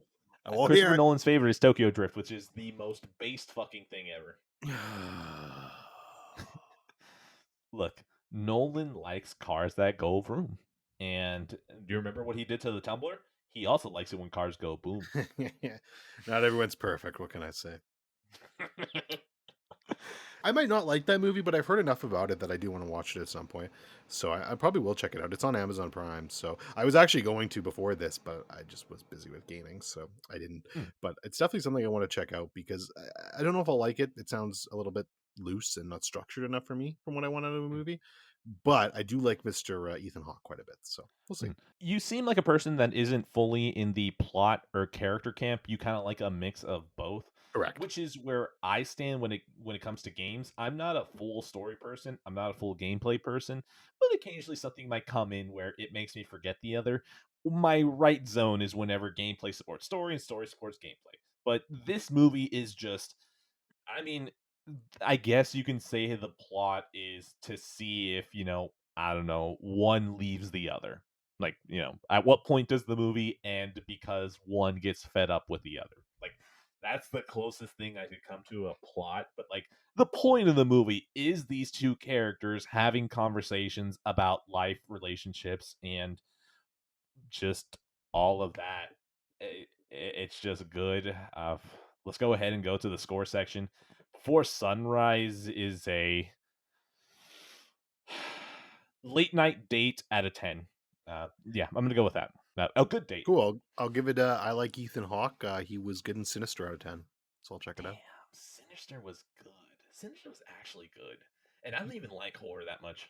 Yeah, Sinister's a rare one that's really enjoyable, man. Bagul still creeps me out, man. It was a good baddie they got there. You see, I'm sitting in a completely dark room, so I don't want to think about Bagul. We need to move on. Okay, I guess. Oh wait, I need to keep going. Okay, Yes, it's all. Unfortunately, you're driving movies and TVs from here. wonderful. All right, now we're gonna go back to Fast and Furious. No, no, no. All right, Fuck. Madman, Madman, Madman season 3. Ah, I great. like it when the man go mad. Are It you? good. Did you finish season 3? By the way, sorry. Yes, I did. Okay, cool. Finally, it okay. So of course, this show I keep questioning, like, oh, is it just a hangout show? And constantly the show's going, yes, and I'm like, okay, but do you ever stop being a hangout show? And the show slaps me again, it's like, shut up, it's a hangout show. I'm like, okay, fine, fine. So, but finally, the end of season 3, shit actually starts happening. Go ahead and skip forward 10 seconds for quick spoilers because I don't want to actually timestamp it. 3, 2, 1. Sterling Cooper gets sold off and they go create their own agency. Fucking sick. All right, cool. That was about 10 seconds. Let's talk a little bit more so that gets buried in a little. Okay, cool. No more spoilers anymore. That felt like such a monumental shift, and the fact that it started making me not want to hate the British character that's in the show that eventually plays the scientist in Chernobyl. I still kind of hate him because every single time that a British person talks in this show, for some reason, it just awakens the American that's deep in me and just wants me to dump their tea into a harbor, like the nearest by harbor. So it pisses me off, but I'm glad that the show figured out a way to make me go, you know what? Okay, fine. I don't hate him, but he's on probation now. He's on probation. Just once again, all the characters, all the aesthetic, all of this. Mad Men, still a great TV show. I'm still not ready to be to the point where it's like, oh, it's an all-time great. It just makes you think this is really great. I don't know about all-time great though, but then again, I still have 4 more seasons to go. But so far, I can see why people would say that. I'm still waiting for that other shoe to drop, but nothing about season 3 has made me want to stop watching. I'm gonna go ahead and give Mad Men season 3 a very nice whiskey on the rocks. No, no, we're gonna go old fashioned out of 10. Old Yeah, fashioned in a smoky den out of 10. you gotta get the old fashioned in there. Yeah, I don't know. I think I would go. It's probably like a 4 out of 5 star series for me. Like it's really good. I'll say this just quickly before we move on. I don't know if it's a top. It's really close to my top 10. I don't know if it would be in my top 10 series of all time, but it's Mhm. definitely a top 5 performance from an actor in a series for me because Yes, just John Hamm as Don Draper is yes. so incredible. So he carries that show. Without that actor in that role, I don't know if that show would have made it past season 1. So Mm. No, no, you are not wrong. Don Draper is an incredible character, and it just anytime that I see John Hamm pop up, I just keep thinking, why haven't we seen you in more movies? Because off the oh, I top of my know. head, I'm thinking of The Town, and his small little piece in The Town is good. I And know. then I think about when he fucking loses it in Baby Driver, and I'm like, this is so fucking good. and then we have Mad Men. Have you seen Bad Times at the El Dorado? Oh, I keep thinking about that one because I keep hearing it was Tarantino light, and I'm like, well, once maybe Tarantino hangs up his cape, he's probably not gonna fully hang it up, but once he finally gives up, then I'm going to start feeding hard. It's kind of like the idea that I have with Tomb Raider. I tried playing Tomb Raider right after Uncharted 4, and that was a fucking mistake. Yeah, that's a So fucking idea. yeah. If ever start fiending for Uncharted hard, I might dip into Tomb Raider once I have lowered expectations. Bad Times just makes me think if you're Tarantino light, but I still have Tarantino, I'm going to wait until like I'm utterly desperate. Yeah, that's fair. It's good. If you watch it one day, we'll talk about that again. John Hamm's in it. He's good in it, but yeah, Yes. we'll talk about that some other time. Mhm. But yeah, Mad Men season 3. Oh yeah, we already got our scores out of the way. Yep, So we're good. moving on. Dodgeball. I watched Dodgeball. Now the reason I even watched this was because ESPN, just for some reason, randomly they'll just acknowledge that this had an anniversary. Which, oh yeah, by the way, I forgot to mention the entire reason I watched Before Sunrise when I did was because apparently the day that they met and hung out together, I realized it was the same day that I was watching it. I think it was like June 17th, 18th, 19th, somewhere around there. They spent the night of the 18th going to the 19th. Once again, I don't know if those are the actual dates, but basically the day they met was the same day that I noticed. And I was like, well, it's the same day. Screw it. I'm going to watch it. It's in the right occasion.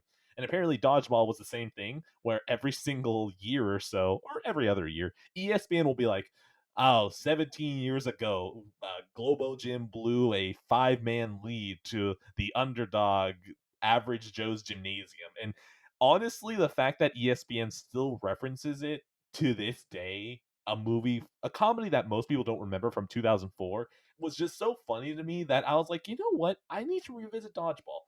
Is it funny? Because now here's the thing, back in the Blockbuster days, we had so many blank DVDs that we'd after we'd rent them, right?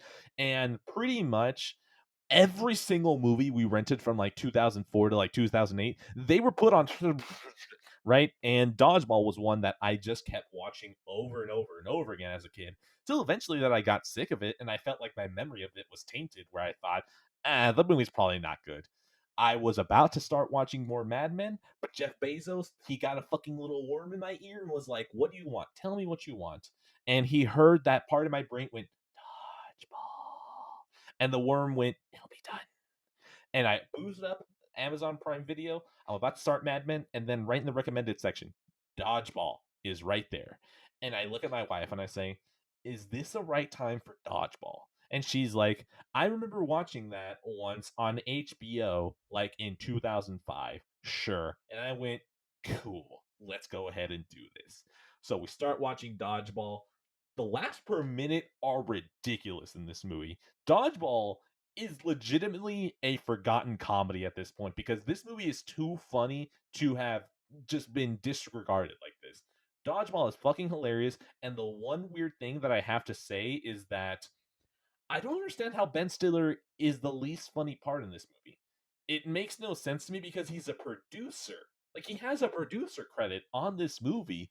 So I don't know if like it's weird because yes, if you have a producer credit, like you're not entitled to have the funniest lines or anything, but it's so weird to me that you actually had a hand in making this and yet you're not that funny here.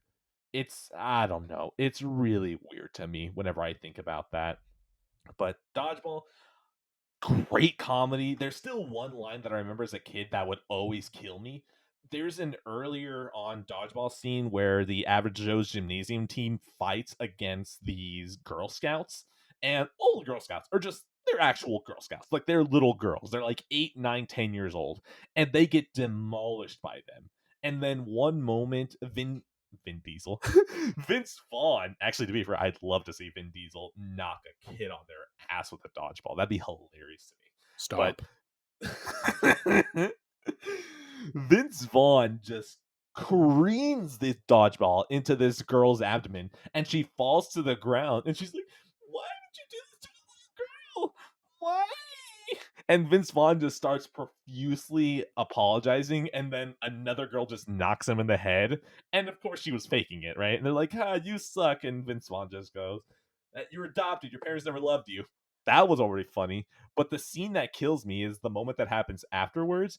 The person who is awarding the trophy to the Girl Scouts, at some point he's about to give it to them, and then he gets like a little tap on the shoulder and like, "Oh, you can't do that, you can't do that."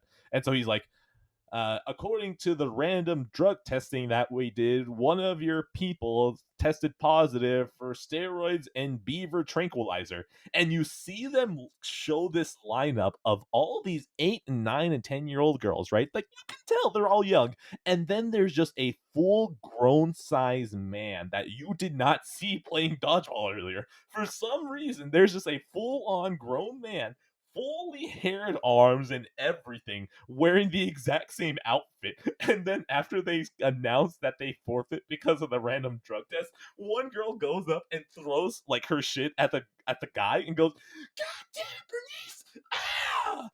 And that scene kills me every single time, especially because the dude, after he gets hit, he goes like, that fucking single scene is just so great to me. Now, Dodgeball, not only that, it's an hour and 30 minutes.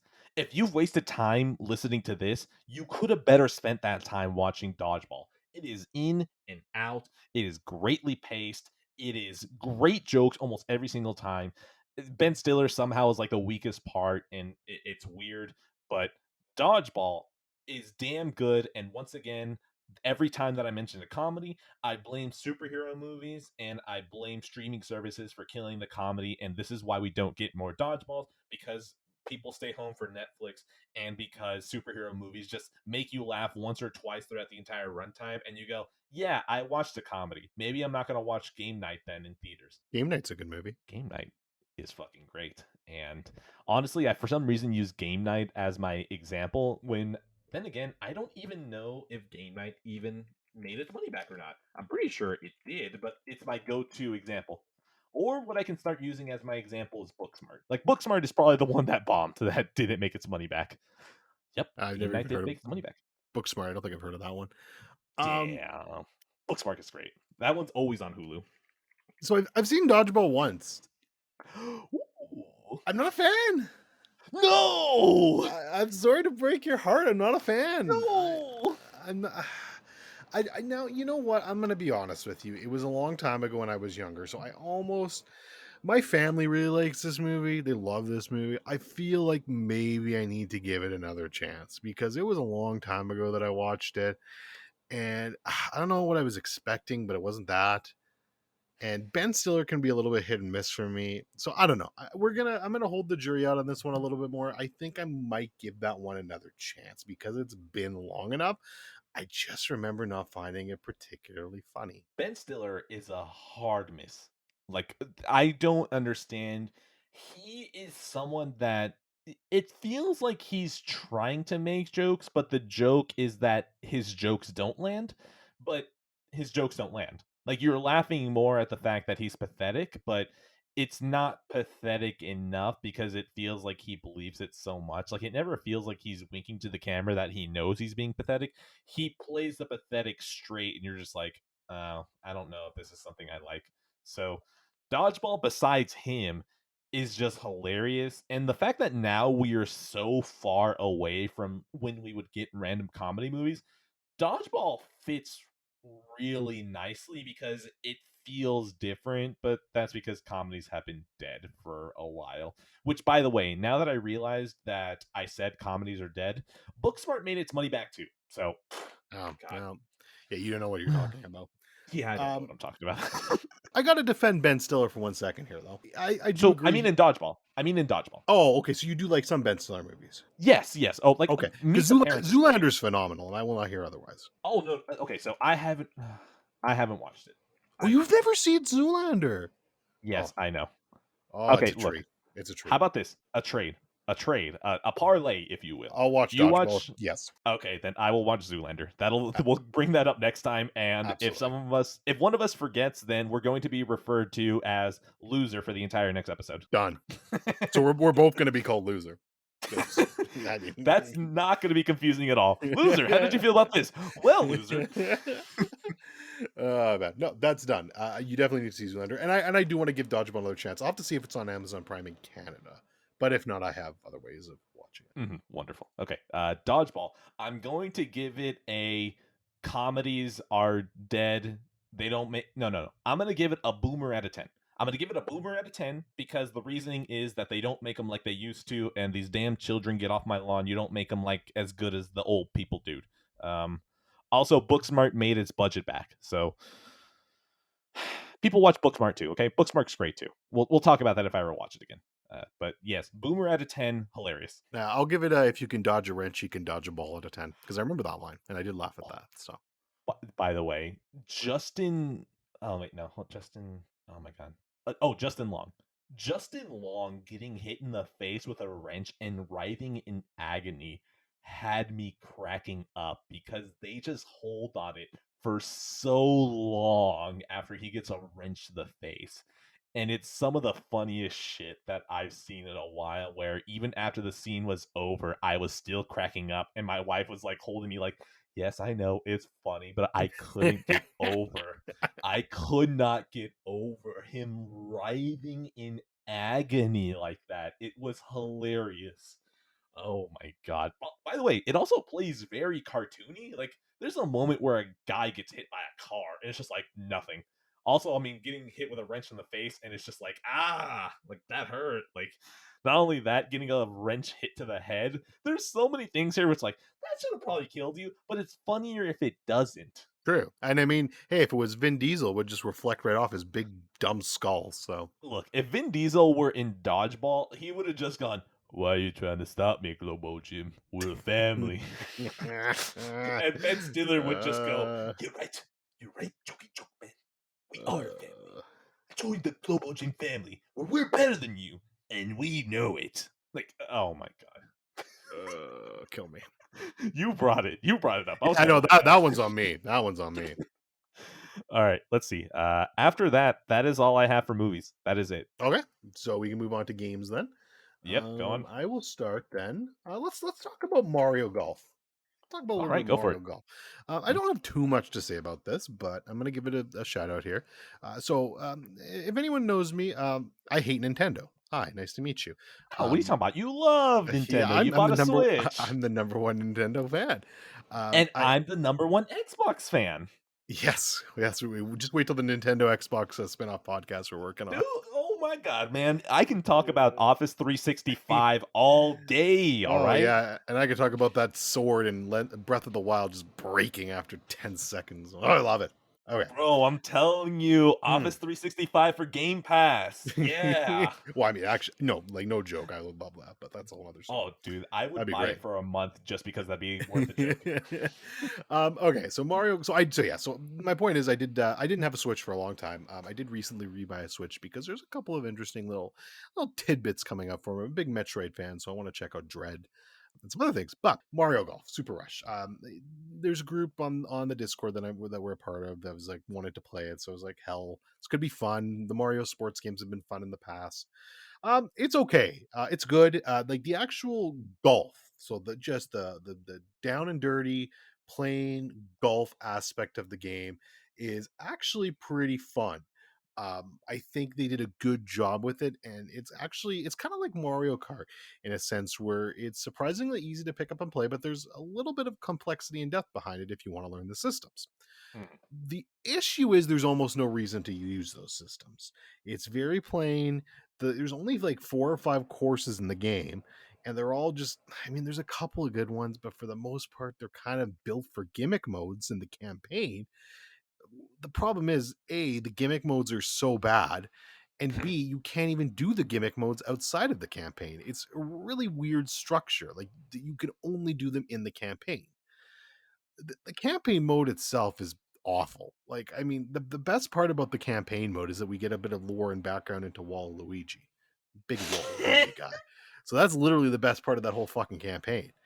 Um, some of the boss fights are ridiculously hard. Like you get these difficulty spikes that are just crazy. It's like, okay, why is this so hard? It's a golf game. Why am I fighting a boss? It's a golf game. I mean, it's not great. It was clearly rushed. Like it's just a lack of content. From what I've heard and what I remember, Mario Tennis Aces launched kind of. It was good. Like they had a really good, strong core to it as well. But I think it was a little bit lacking on content as well, and they supported it with DLC. And apparently, that's the same plan for Mario Golf. So my fingers are crossed that they're going to add some courses and some good stuff there. But yeah, the actual golfing itself is really solid. It's fun for that. But I mean, the biggest thing is, unfortunately, it just got me itching to play more golf games. So I actually ordered Everybody's Golf for PS4 because I want to give that a shot. So Oh yeah, Jim Ryan is actually no. I was about to say he's smiling, but he's probably pissed at the reminder that Japan studio games are still floating out there in the ether, and he can't just pull them. Uh, that's true. so I have been seeing you guys play Mario Golf, and I keep thinking, is this going to be the FOMO moment? And then I remember Mario Tennis Aces, and I'm like, no, I'm fine.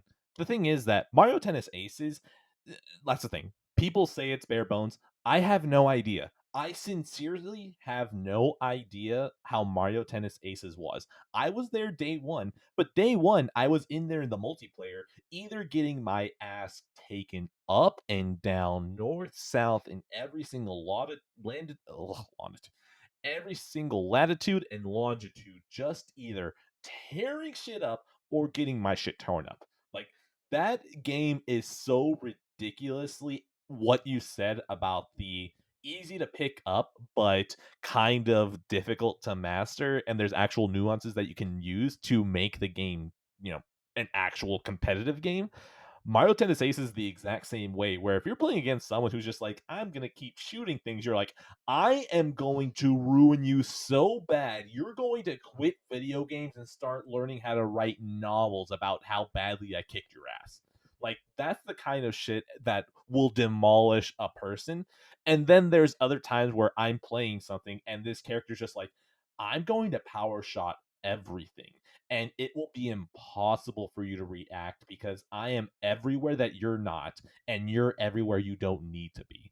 So I have no idea about aces, but I think Mario Golf, from everything you said, is probably from the same trajectory. And as long as that original gameplay, that core gameplay loop of playing golf itself is fun, and there are enough levels that, enough holes that they are fun to play, then I think that game will be fine, because at the end of the day, if the game is fine, like that's really enough to float things. I mean, look at Destiny. Destiny's been a train wreck for 7 years now, but because the literal moment to moment gameplay of shooting is fun, it just keeps going. So if Mario Golf is fun, they'll probably fill it out with more stuff that, as long as you have other people, you can set up tea times and have a good time. Yeah, I think so too. I think there's definitely a future for the game. Whether or not I get heavy into it, I don't know. Like, there's not even a tournament mode. So there's just some underbaked stuff to it that they need to add. So hopefully they do. But yeah, it's a 6 out of 10 game. It's a good game. I don't have much more to say. The last thing I just wanted to touch on, I'm talking to you, Sakurai. I know you're listening. I don't know why you're Of course. listening, but I know you're listening. You probably just Google searched Mario and I don't know, whatever. Anyways, listen. If you Obviously, don't, I SEO'd this episode. I yeah, SEO'd this episode specifically once again for perfect. last episode. If you don't add Waluigi to Smash, I swear to God, I will cry. That's all I Dorian. have. Dorian. A key point to Waluigi is that he is not allowed to win. If Waluigi wins, Because everybody cheats. yes, this is true. This is true. This is fine. This is fine. The world sucks. It is not fair. And Waluigi is a perfect emblematic symbol of the fact that life isn't fair. And if you let Waluigi have even a little bit slack of life, he no longer becomes Waluigi. He becomes Luigi, because Luigi can take a W from time to time. Waluigi, literally the only W that he can get is the one in his name. He needs to continue taking L's to continue to be Waluigi. Breaks my heart, man. Just breaks my heart. You know, it's like, look, Dorian, it's okay. We'll cry off air after. Like, we'll drop a couple of tears. We'll have a moment of silence for our boy Waluigi, who just keeps getting bullied by Nintendo. But once he stops being bullied, is he Waluigi anymore? I don't think so. That's a completely different character. If I was Sony, I would contact them and say, "Hey, we'll trade you Media Molecule for the rights to Waluigi." That'd be my first move. Just Waluigi. And here's an entire studio, including a BAFTA award-winning game developer. We just want this one character. One. And Nintendo would still turn him down, the fuckers. No, Nintendo will be like, hey, do you remember the PlayStation 1? Fuck you. Yeah, and call. Yeah, Mario Golf 6 out of 10, good game. Golf. With the boys out of 10 and day drinking out of 10. Perfect. All right, I'm gonna go ahead and bundle the 2 demos together. You know what? Now I'm gonna just bundle 3 games together because I don't really have much to say about all of them. I'm gonna bundle Strangers of Paradise, Final Fantasy Orange demo. I'm gonna bundle Neo: The World Ends with You demo, and I'm gonna bundle Shovel Knight: Kings of Cards. Okay, Strangers of Paradise.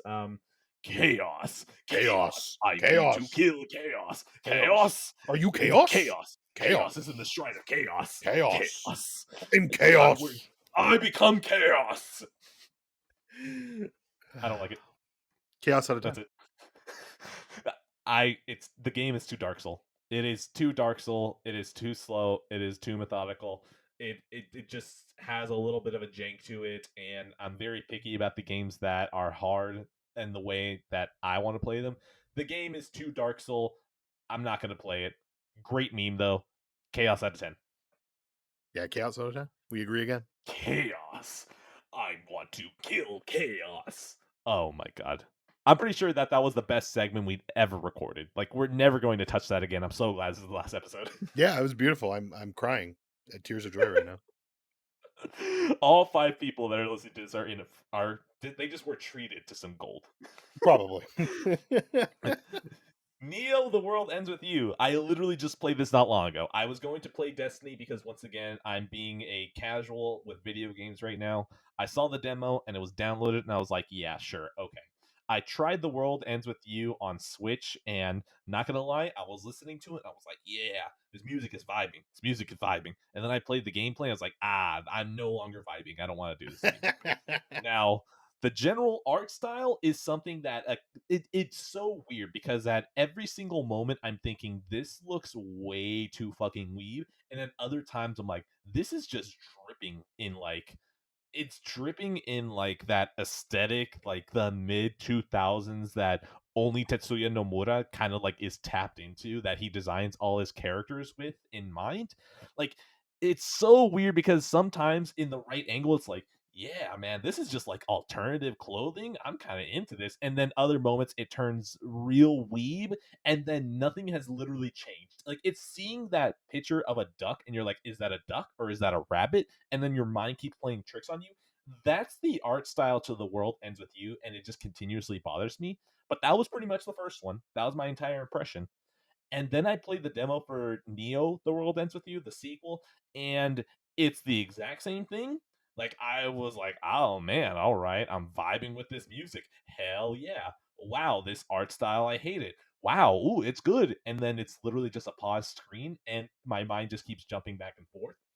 And then I got to the first gameplay segment, and the gameplay segment felt really weightless. Like, it felt like if you're playing a video game, you should never remind me that I'm pressing buttons. And the fact that I could remember I was pressing buttons, I was like, oh, this isn't what I want to do. So I deleted it and played Destiny instead for like a good 2 hours. So yeah, The World Ends with You. Okay, so Chaos out of 10 was the previous one. Neo: The World Ends with You. I'm gonna give it a I need to find the soundtrack and nothing else out of 10. Um, anything that you want to throw a score for The World Ends with You or Neo? I know nothing about it, so I'll give it I'd probably play Destiny 2 instead of that out of 10, and I don't really care for Destiny 2, so. I feel like you would probably maybe click with it a little more, maybe at least between the two. At least between Destiny and The World Ends with You, I would put like $5 on you enjoying The World Ends with You more than Destiny. Yeah, well, maybe I'll look. If there's a demo, maybe I'll check it out. Yeah, it's a free demo. Might as well. Maybe by the time you get to the gameplay, you won't immediately turn it off like I did. So, Sure, sure. the world ends with you. I'm gonna get. Yeah. Oh wait, I already gave it my score. Moving on. Uh, Shovel Knight, King of Cards. Look, there's so much I could say about Shovel Knight that I'm just not gonna say. It's just a very, very good game. It's just a beautiful send up of a whole bunch of 8-bit and 16-bit games back from the NES and SNES days. It is a very good game. I don't know if I could even actually, you know what? I don't think I that's all I need to say about Shovel Knight itself. So, it good game. It fun. You like old video game? Shovel Knight. And there's 2 extra DLCs, including the third one which I finally booted up, King of Cards. I played the other 2.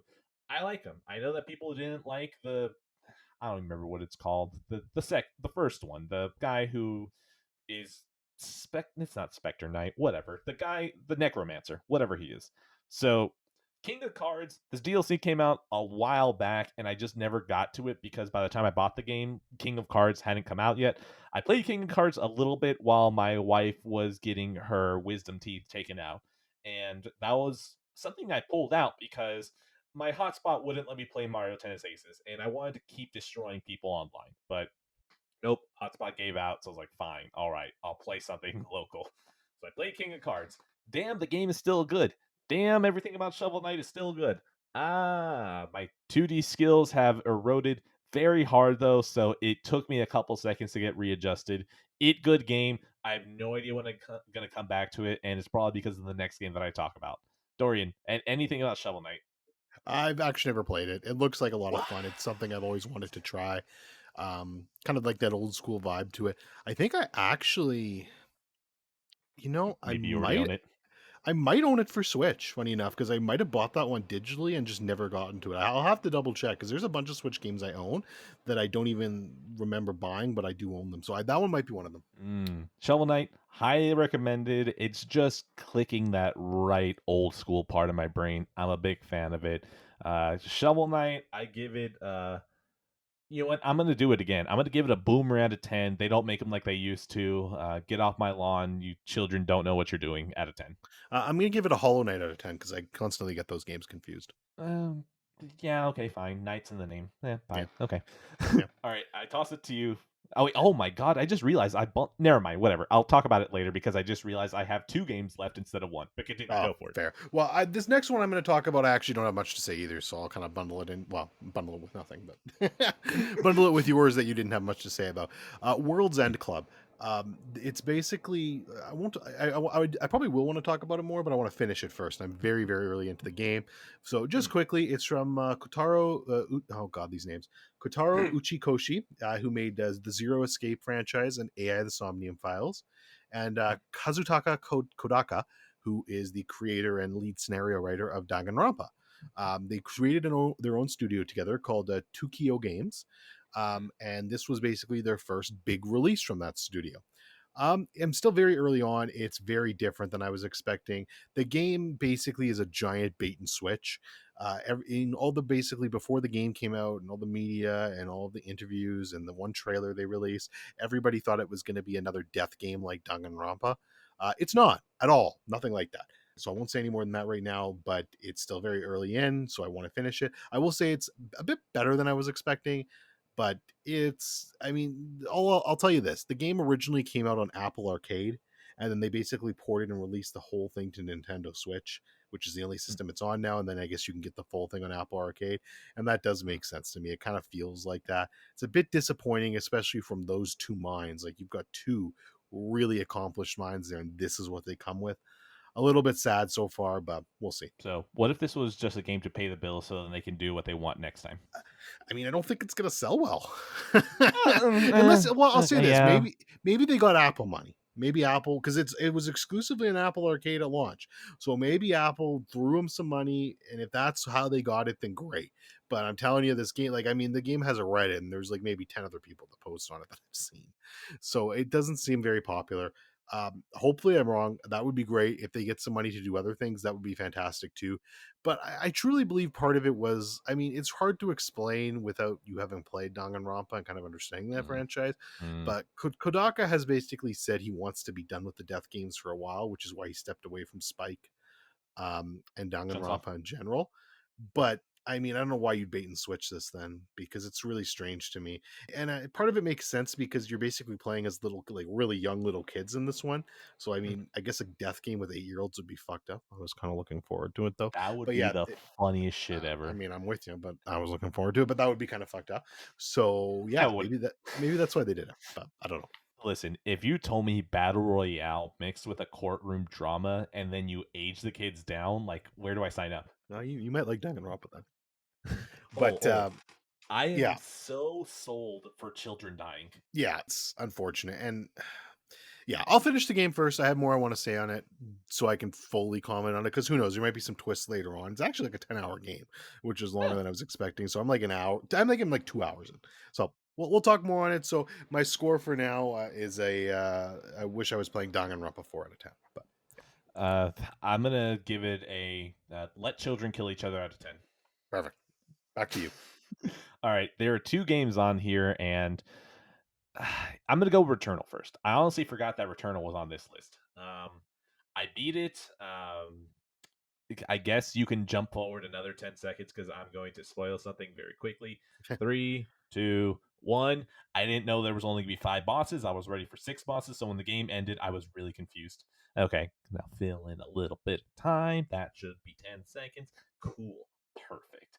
Yeah, I beat Returnal. I'm very positive on it. It kicked my ass, but I wasn't going to let it kick my ass, for good. I wanted to make sure that I beat it. I was completely confused once I finished it. I was like, "Oh wait, I finished. Okay, I wasn't ready for this." I still have no idea what the story is. All I know is that I like it when the gun goes shoot shoot, and I enjoy dashing around and just creating a dance of death. And it was very fun. I don't want to go for the platinum, nor do I want to go for the secret ending, because by the time that I was doing the final boss fight, like I stopped playing. I want to say like Saturday at no, it wasn't Saturday. It was like Friday. No, okay, Saturday technically. Whatever. Shut up. I stopped playing like at Saturday 4 or 5 a.m. And I just had this one last boss. And I told myself I'm not going to sleep until I beat this game. And then it was like 5 or 6 hours later. I was like, okay, maybe I'm not. I, I went to sleep. I woke back up. I had a 2 hour run. And I was like, all right, it's time. And I beat the boss. And I was like, yeah, all right. I'm ready to do the next thing. But then I realized there's a cutscene, and it just keeps going, and it just keeps going, and it just keeps going, and then credits. And I was like, "What? Oh my! I'm free! I'm free! Oh my god! I'm free! Oh my god! I did it! Oh my god! Oh my god! Oh my god! Oh my god!" And like, I was so ready to like. That's the thing. The last 2 hour run that I had, like, that was the only run I had when I came back to it. That was spike play. I did not want to keep playing it at that point. I told myself I want to be done with it this weekend, and just oh man. Oh, I was so tired of it. So the fact that it ended right there, I was like, if you had made me go for like one more biome, I think I would have been way more negative about it. But the fact that it ended right as I was ready to get sick of it, I was like, oh, thank you. Thank you, actually. Good job, Housemark. Good job. I see why you got bought. Congratulations to the team at Housemark. Housemark, get your paycheck. You deserve it. Yeah. I love this game. I think I've talked about it a couple times on here now. It's my game of the year so far. I think it's absolutely a phenomenal game. That doesn't surprise me either. I agree with you. Did you see how much time you ended up putting into it? 20 hours, like literally Okay. 4 minutes over 20 hours. Yeah. So I did about 30 hours. So it Damn. definitely took me a little bit longer, but I did get the secret ending. So Oh, that's uh probably why. yeah, so that's definitely why. And actually the secret ending is pretty straightforward except for biome 6. It's a bitch in biome 6. But other than that, it's not Yeah. bad. But yeah, the game itself, I adore. I've talked about it. I think it's phenomenal. It's cool that you finished it. I'm glad you enjoyed it and were positive on it. really cool setting, and it just makes me more excited for now that Housemarque is owned by Sony, with a full budget behind them for their next game and the full Sony arm now a first party. I'll be very excited to see what they do with it, because they made it clear in that interview that they're not going to be going back to kind of smaller scale games. They want to keep trying to do something bigger. I think Returnal was a really cool first stepping stone for that. I'm very excited for whatever they do next because they understand good gameplay. Mm-hmm. And the fact that, okay, on my shelf, there are sure third person shooters on there, but there are games that you're like, okay, yeah, it's a third person shooter. It's not, though. Like Red Dead, yeah, it's third person shooting, but that's more an open world adventure game. But adventure the way most people would understand it, not how gamers understand adventure. So, like, that's that. Uncharted, is that a third person? Yeah, but it's action and adventure. Like, that's what that is. The only two third person shooters that are on my shelf that, like, yeah, that's a third person shooter where that's what the game is Control and Returnal. So, honestly, good job. Good job, Housemarque. I'm just going to go straight for a score. I'm going to give it a. I like the shooty shoot out of 10. Love that shooty shoot. Love Love it. that shooty shoot. Oh, I Uh, love those voxels. Yeah, for me, it's definitely a 9 out of 10. I'd still stick by that score. I think it's phenomenal. So Wonderful. All right, that was Returnal out of the way. I toss it back to you because I'm going to save my favorite one for last. yeah, sure. So I've got two left. Go for it. Tough to know which one first. Let's talk about Mass Effect 2, though. All So right. I finished. So oh, by the way, I did mention Mass Effect 3 at the beginning of the show. I have really nothing to say about that because I just started in like half an hour in. So that's Mass Effect 3. Mass Effect 2. Mass Hold Effect on. 2. Hold on, Okay. though. Yeah. The opening on Earth, though. Oh, it's Man. good. It's good. It's great. Oh, And some don't good worry. shit. That will definitely be a note, and we'll talk about Mass Effect 3, because in fact, the opening of Mass Effect 2 is so fucking good. And and Yeah.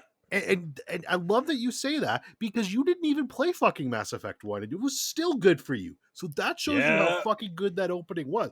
Because if you had played Mass Effect 1, it's even better, because you basically, okay, well, I'm gonna go full spoiler right away. I don't give a shit. So countdown, Look, 3. Oh, look, we're not even going to put timestamps on this. It's Mass Effect 2. Look, if you want to listen to us talk about Mass Effect 2, go play the game, okay? Like, Mass Effect 2 is good I'm enough with you. that I'm not even going to put a timestamp. I'm So, with you. And take by it the or way, I'm leave going it. to do the same shit for Bioshock, because that's an old game too. So, but I mean, Yeah, also, exactly. so 3, 2, 1. Spoilers. If you don't want to listen, don't listen. But Yeah, just the skip this so timestamps. yeah. So the opening, when you're basically, so again, Mass Effect 1, you get your Normandy, you have your crew, and Mass Effect 2 just starts and everything blows up. Like, your ship just is on fire, everything's being destroyed. You're trying to get the fuck out of there. You're trying to save your teammates, and you basically die. And you're brought back Yep. to life by the lovely Miranda Lawson. So it's Mm. just such an effective opening to a video game, and it's still one of my favorite openings of all time, except for maybe the game I'm about to talk about next. But Oh, yeah, it's so well done. I played through this game and it's such a joy. It's like, I don't know what I rank higher, this or Automata. And I know that's a weird comparison, but it's just because, like, basically my not really. fifth, my top 10, my top 5, excuse me, they're basically, that fifth spot is wide open right now, and it's between Automata and Mass Effect 2. And Automata bumped it out when I played Automata, and it stayed there all this time. I think it's still going to stay there, but fuck, Mass Effect 2 is close. I was very happy that playing through this game again didn't ruin a lot of nostalgia for me. Yeah. Thankfully, it still holds up incredibly well for me. In fact, the worst part about it is the new bugs and glitches that fucking new BioWare apparently decided to introduce in the game, because they're terrible. Um, I'm not gonna lie, you calling them new BioWare, every time that you say it in my head, I see it like new metal where it's NU dash BioWare. yeah, basically. I mean, oh my god, Andromeda was so fucking bad. And now, like, I mean, they couldn't even port these games properly. Like, I have absolutely zero hype for whatever new Mass Effect game they do. Like, zero Right after move. this. Because I ran into so many glitches and bugs. Like, the fucking clock, the in-game clock is broken on Xbox. Like, it just doesn't even work. Like, and I mean, I know Xbox doesn't have games, but we're Yeah, pretending it exactly. does. If it did. No, no, it's okay. The timestamps on YouTube are broken. Correct. You got it. Yes, it doesn't work properly for the timestamps. Completely broken. But yeah, no, this is such a special game. The cast of characters, just from top to bottom, like everybody, I really, the character work in this game is absolutely just so spectacular. You get to know these people well, you do their loyalty missions, you gain their trust, and it all leads to the suicide mission. And Damn. oh my god, the end of this game still makes me as nervous to this day as it does when I first played it.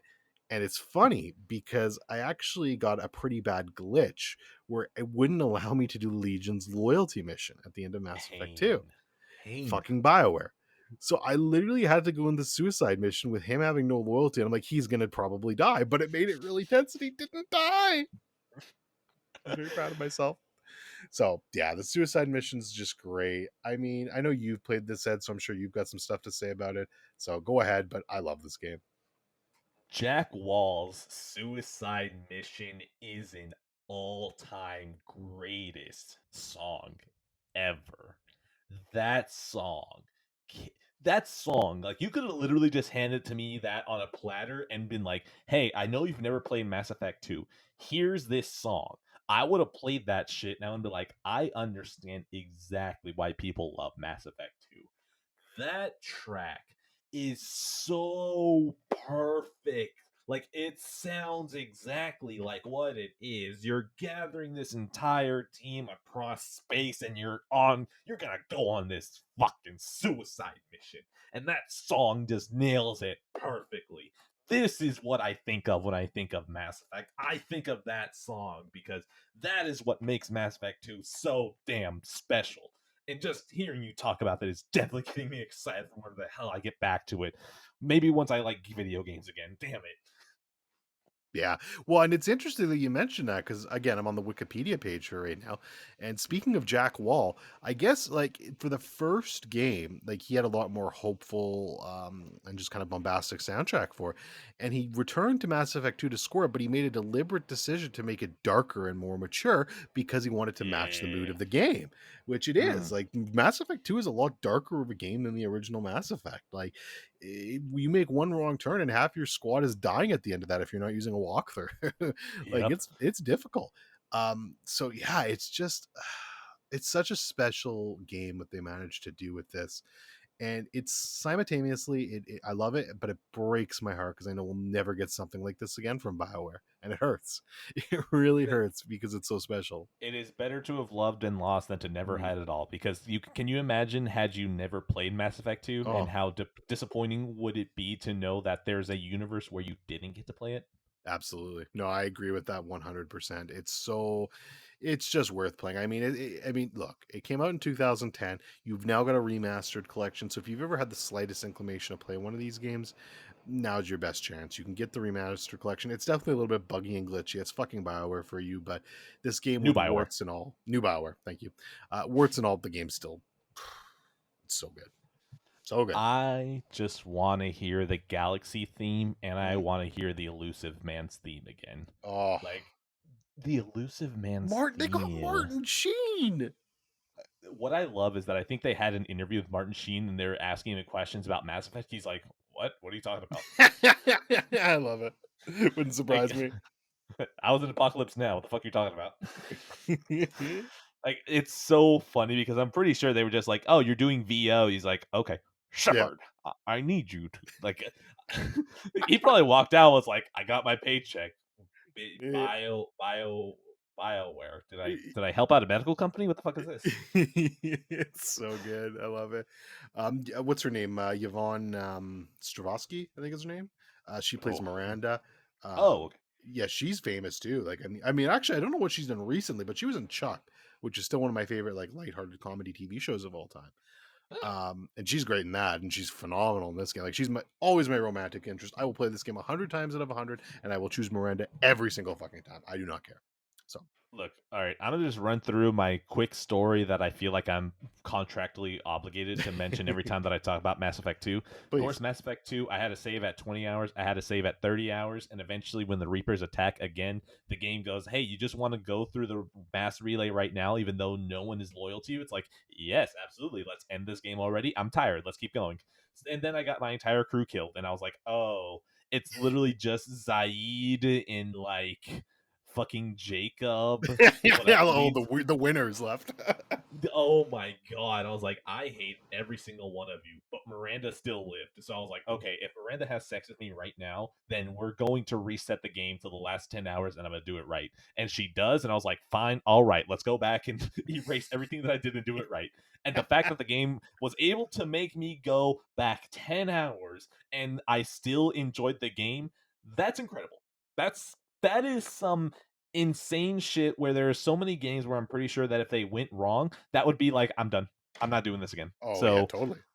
yeah, the fact that Mass Effect made me restart because I fucked up and I still have a positive opinion on it, that's something special.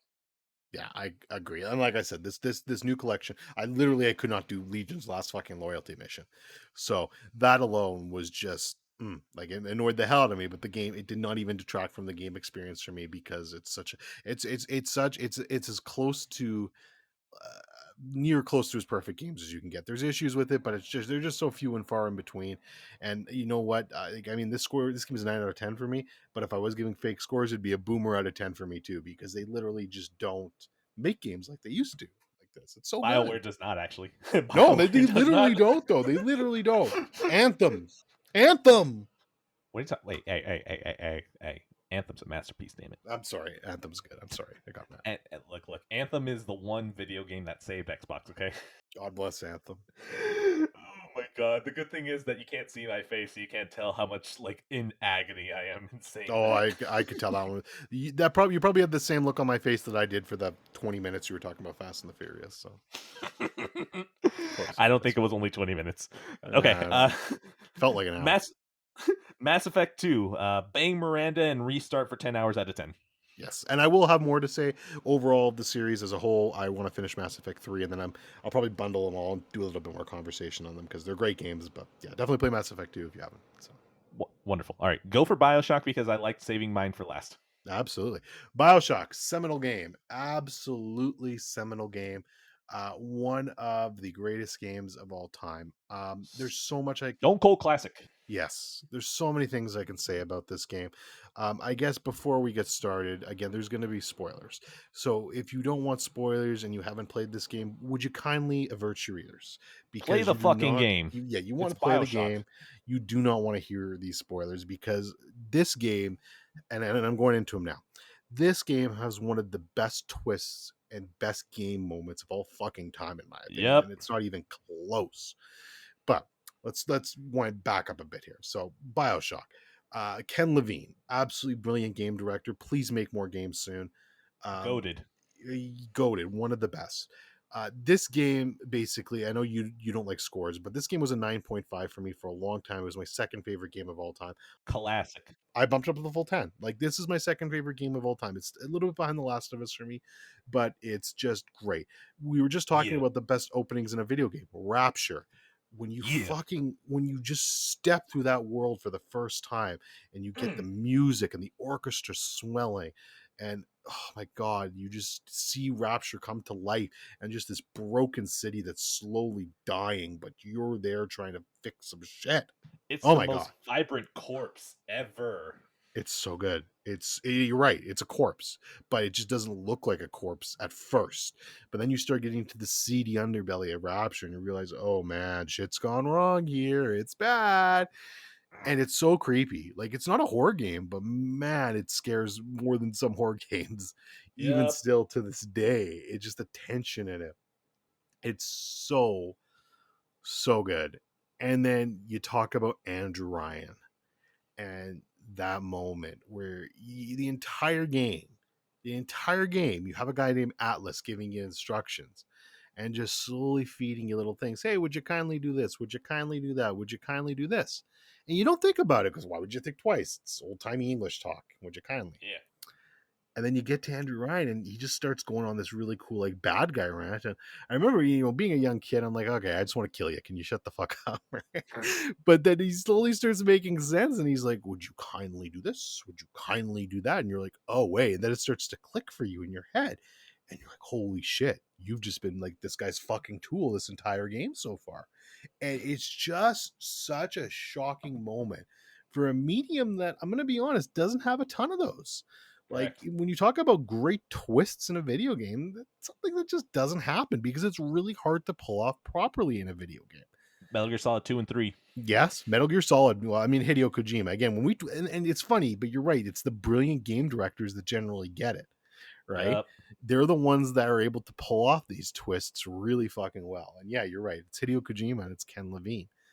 And but yeah, that Andrew Ryan moment for me is goated. It's one of my favorite moments in a video game of all time, and it might be my favorite. I don't know if anything will ever top it. Now, I feel like I had to be a groupie this entire time because god damn is BioShock a fucking classic. And it's so weird because I feel like I love BioShock less than like the average person, and yet even I have the deep sense of appreciation that everyone else does. It's very weird. I don't know how to make sense of it, but this is such a common theme with me. Like there are things that I can look at and be like, this is greatest of all time, and I could still be in the same breath of like, I don't like it that much though, as much as everyone else does. But man, everything that you're saying about Bioshock is making me want to play it. However, there is no chance I play it because if I play it again, that just pushes my first playthrough of Bioshock 2 way even farther off into the distance because I tried to play Bioshock 2 almost immediately after 1 and the drop off was so steep that I could not make it and I stopped playing. So fuck you for making me want to play Bioshock 1 again because it's going to push Bioshock 2 even further. But like, Well, ah, here's the reason. One was made by Ken Levine and one wasn't. yes, I mean, it's really exactly. I hate to be a dick, but it's as simple as that. Look, I've actually never finished BioShock 2 and I'm going to be doing it soon. Like it's on my list of it's on my backlog list. Good So I luck. am going to go through and finish it. But it's just and I mean I think it's a good game from what I played so far, but it's just good and that's the problem It's when you not Bioshock. it's not BioShock. And Ken Levine got to make a sequel of BioShock Infinite, which I'll be talking about eventually too, Yes. which is another incredible fucking game. Um, Ah, which some people prefer Columbia. I personally prefer Rapture, but it's by like a hair. They're both so fucking good. It's just yeah. I mean, there were very few experiences in video games that I can gush over and just say this changed me. And BioShock is one of those games for me. Like they really set off my love affair with games in general. It was something that I realized that the medium could be more. And I'm so thankful for that game and so thankful for Ken Levine. And I like I said, I really hope whatever he's making on next. I'm not expecting BioShock, but I just hope it's fucking cool because I love that man. I want more meta twists in Mm, stories. 100%. I love Metal Gear Solid 2 looking at you in the eye and saying that you can be easily manipulated by information. And I love Bioshock telling you you are just a slave for playing a video game and not questioning things. And if you're not questioning things here, what else are you not questioning? This is the game that launched 1,000 articles, people analyzing video games for once. Bioshock 1 is a an art piece. It is an art piece. It feel that's the thing. I leave top tier praise as masterpiece, but I feel like Bioshock itself is a portrait. Like that's how we're talking here. This movie, this game is so good that people forget the third act sucks. Like that's how incredible this game is that people just forget that like after that twist, the game kind of goes, "Oh yeah, we're a video game. Fuck. All right, have to a boss fight and just wrap it up. Put a trailer at the end for the PS3 version. Kill it, kill it." No, you're right. I don't believe a 10 equates perfection for my game scores, but if I had a negative for it, it's that final boss fight. Like, that would be my biggest negative for it. But you just forgive it because everything else is so fucking good in front of it. And then just, oh my God, the decision, like when I was a young kid and they faced me, they threw these little sisters at me and they gave you the decision to either harvest them or to save them. It tugged on me as a kid. It was so Hmm. effective. I didn't know what to do, and I ended up saving them. And and now I'll always save them every playthrough, of course, because you get the good ending. Yeah. But it's so masterfully done, and how they even do that system, and getting to fight a big daddy is so cool the first time, and getting then eventually you get all these tricks that you just take them down easier, but when you first meet it for the first time, you're like, oh shit, here we go. But not even, because they're just ignoring you. Like, they're just doing their own thing. They don't give a shit about you. Oh yeah, yeah. Well, I mean, they won't. Yeah, they don't get hostile unless you start fucking with them. But of course you do, Hmm. because you want the you want Exactly. to It's a save video the game. little you want to save the little sister. Plus, it's a video game. Dude, the little sisters thing, I'm actually shocked that that got you, because, like, that's the thing. I feel like Bioshock is something that I still think that even when I played it, I don't know. I could probably check trophies and find that out. I want to say like 2011 or 2012. I still feel like I wasn't developed in my tastes enough to fully understand it. I just really loved the atmosphere and the twist, but I just completely missed the civil war that was going on between Riot and Fontaine. Like, Oh, it's there's so cool. yes, I know, but there is so much I've missed in that game that I really do need to replay it. But then again, that just speaks even more to the quality that, even with all the pieces that I missed by being a fucking child when playing it, and I still love it, there's so many things about how the more you miss and the higher that your opinion of the game is, like, at some point that's just ridiculous that I could go back even more and love it even more if I dug in deeper. That's ridiculous. That's insane to me. I'm going to get back to it again, but once again, I can't do it until I play Bioshock 2, because I need to go up in quality. And if I go from 1 to 2 to infinite, I'm never getting to infinite, because I'm going to drop it at 2. Yeah, well, I mean, here's the good thing, all right? Like, I played Bioshock. I'm playing Mass Effect 3 now. Then I'm gonna play Doom Eternal. Then I'm gonna play Halo 3, and then I'm getting back to Bioshock 2. So there'll be some distance between Bioshock 1 and Bioshock 2. But yeah, playing them back to back would probably be pretty rough, I think. Damn, we playing Halo 3 soon. We playing Halo 3 soon. Oh I've yeah, been yeah. itching a Actually, little you bit. want to play Halo 3 too. So it's gonna be like the end of July, so you still have a little bit of time. But kind of I'm gonna be try to hammer out some time near the end of July, because that's when I'm thinking I'm gonna do it. We're I'm getting gonna close. be my green marine man. I'm so ready to go shoot and keep that little boy Shoot girl in the the head. aliens. But yeah, Oh, God. I could literally do a whole 3 hour episode on Bioshock myself, because it's such a complex and ridiculous game. Maybe Ed will play Yep. it one day again and we can devote a special episode to it or something. But it's such a special game. When you can take a game, like you made such a great point. When you can take a game and you can just literally ignore all the story stuff, basically just play the game, get the bare minimum, and still have a fucking fantastic experience, it speaks to the quality of the game. But the fact Correct. that there's just so much more in there, there's a whole living, breathing world of stories with backgrounds, with people, and just what the fuck happened down there, because it's a tragedy. And it's just such a. This is the game when people say video games can't be political. No, shut the fuck up. Video Correct. games can be political, they just don't need to be. And the creator doesn't need to fucking hammer us over the head with a political statement. And this game doesn't. It presents it in such an eloquent way and lets you fucking unravel the pieces for yourself. And it's fantastic. Anyone that says games can't be political, please play Metal Gear Solid 3 and then tell me how that isn't a game just about how your countries and loyalties can betray you and leave you in the dust. Fuck you. Again, Kojima. Kojima and Ken Levine, man, two of the best creators out there. Bioshock, goated out of 10. Goated out of 10. I don't even want to do a joke answer. Goated out of 10. Yeah, 10 out of 10. And if you haven't played this game, Jesus Christ, there's a remastered collection. It runs at 60 frames per second. It was free on PS Plus. Please give it a shot. It was free on PlayStation Plus. I've been keeping up. And if you haven't been keeping up, why the hell are you buying PlayStation Plus for literally just Fortnite? What's wrong with you? It's Yes. free. Introduce a little bit of Bioshock into your life. God, Bioshock is so good. All right.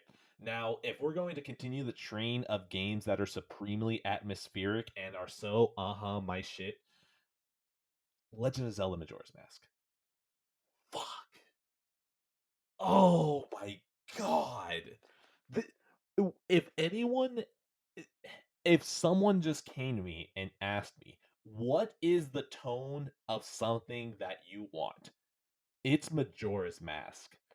The tone of Majora's Mask. Now, here's the thing. I do have to mention. I started playing this back in 2019. I would take my 3DS to work, and during my lunch breaks, I would go upstairs, I'd sit on a couch, and I would just play it on there. But then, of course, the world ended and I haven't gone to my office since. So I'd go home, and if it's a handheld, I'm home. Why am I going to play a handheld? So I wouldn't do that. And then if it's my lunch break, why am I going to do something like that? I'm going to go on a bike ride or a run instead. So, handhelds kind of fell off the wayside. And I started staring at my 3DS really hard. And I thought, okay, yeah, sure. Okay, fine. I'll go ahead and pick it up and play it. And I watched the intro, and the intro is everything I want. Just this song, this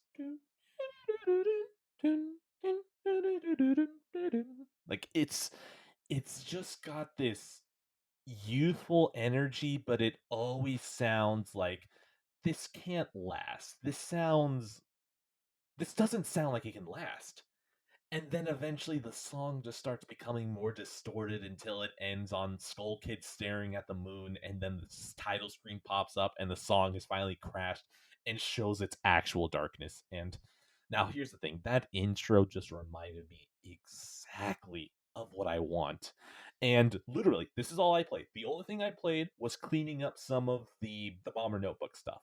And that was all I did, but just being in that world, seeing the time clock, knowing that everything around you is destined to die unless you do something, there is so much sadness and just oh, it's infecting every piece of this game, and it feels so hopeless because of it. But at the same time, you could not be paying attention to it, and it could just look like a kid's game, like something really nostalgic. And the fact that it's both of these things at the same time is everything I love about Majora's Mask.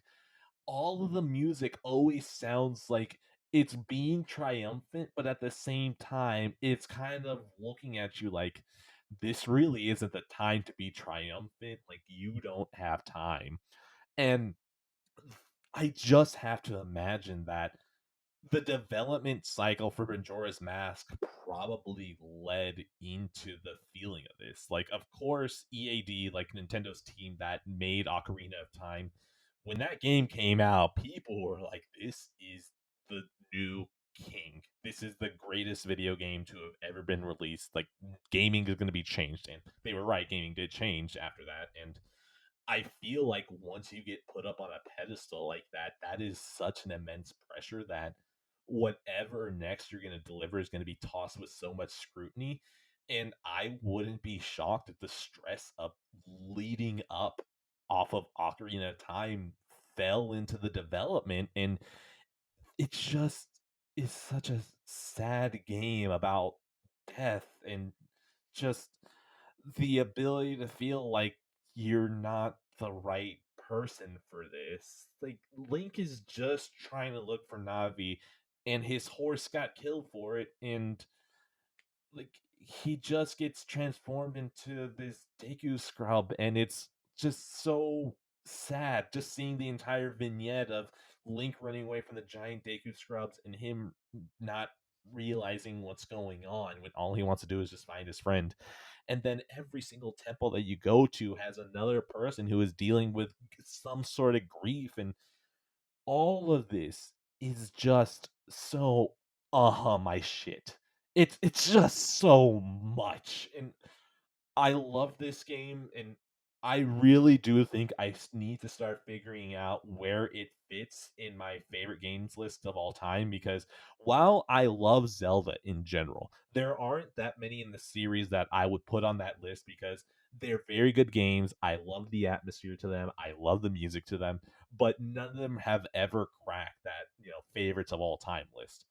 I think Majora's Mask is going to be it because even though there really isn't like a through line story, the fact that it has all these small vignettes that lead back to the overall theme of just this complete sadness and pressure that you have hanging over you at all times. I don't need an actual linear plot. I just need vignettes to lead into a theme to tell an overall narrative that I can pick up on. And I love Majora's Mask. I love it. And every time I open this game, I can't skip the opening because it gets me in that right mood for like that just jaunty song that doesn't sound right until it ends. And I love it. I love Majora's Mask so much. Yeah, hearing you talk about it is kind of simultaneously like I love it, and it's also breaking my heart at the same time because I mean I don't want to turn this into a Breath of the Wild conversation, so I'm No, not no, no. going Let's not. Look. No, we're capping it. It's 2000. Okay, it's 2000. This is the latest Zelda game. Let's not go there. Damn it. Fantastic. So yeah, I won't get into that. But this game is so great. It's my second favorite Zelda game of all time, and honestly, if I replayed it, it might be my first. It's funny. Everybody talks about Ocarina of Time, and I love Ocarina of Time. I actually think Yeah. Ocarina of Time is a great game. I don't think there's anything Yes. wrong with that. It was a childhood game for me. I owned a Nintendo 64 growing up. It's one of my favorite games I had growing up. But nobody talks about Majora's Masks. Most people. And it's interesting because it was made very quickly. They Mhm. used the same assets, the same Yep. world as Ocarina of Time. It's a ROM And hack. It's literally a ROM it's hack. It's literally a ROM awesome. hack. It's literally a ROM hack, but it's somehow better than Ocarina of Time. Yes. It's a better game, it's a better story, and that's the interesting thing. Zelda's never been known for its stories or its characters from Nintendo in general, really, Or a but dark tone. or a dark tone. But Breath of the Wild, now it's in my head. Stop it. Stop it. Stop Majora, it. Majora's Mask has all of that. It really does. It has your dark tone. It has your great characters. It has your story. And you're right. There's just kind of a hopeless feeling of everything in this world is dying. It it's not at all, but it reminds me a bit of Donnie Darko and just the way that Yeah. Donnie's waiting for the world to end and he knows this shit's gonna happen, and Link's kind of the same way and he's just trying to Yeah. stop it. And it's so brilliant how they fucking do it. And the way and let me preface this, I hate time limits in game. Dead Yes. Rising can kiss my ass because I feel like I'm rushed to do everything in that game and I fucking hate it. But Majora's Mask does it in such a smart way that you can literally pull up the ocarina, and just restart shit.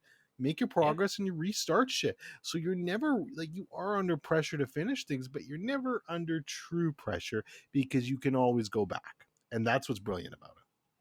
So the thing about the time limit is I can't believe how brilliant it is because you do not get the ability to change time with the ocarina until you see the world end. Yeah. And it the oh my god, it kind of sucks though. It kind of sucks because that first loop that you have throughout the days, it's everything everyone fears when playing Majora's Mask. They're like, "Oh no, I have a time limit. Oh my god, I can't go through this. Yeah. I can't go through this."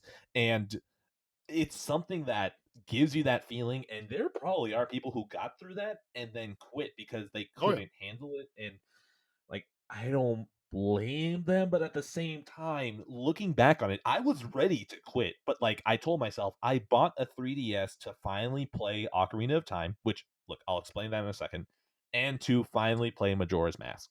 And so I was like, if I'm playing this shit, like I'm playing it, I'm just gonna get through it. I'm gonna bear through it.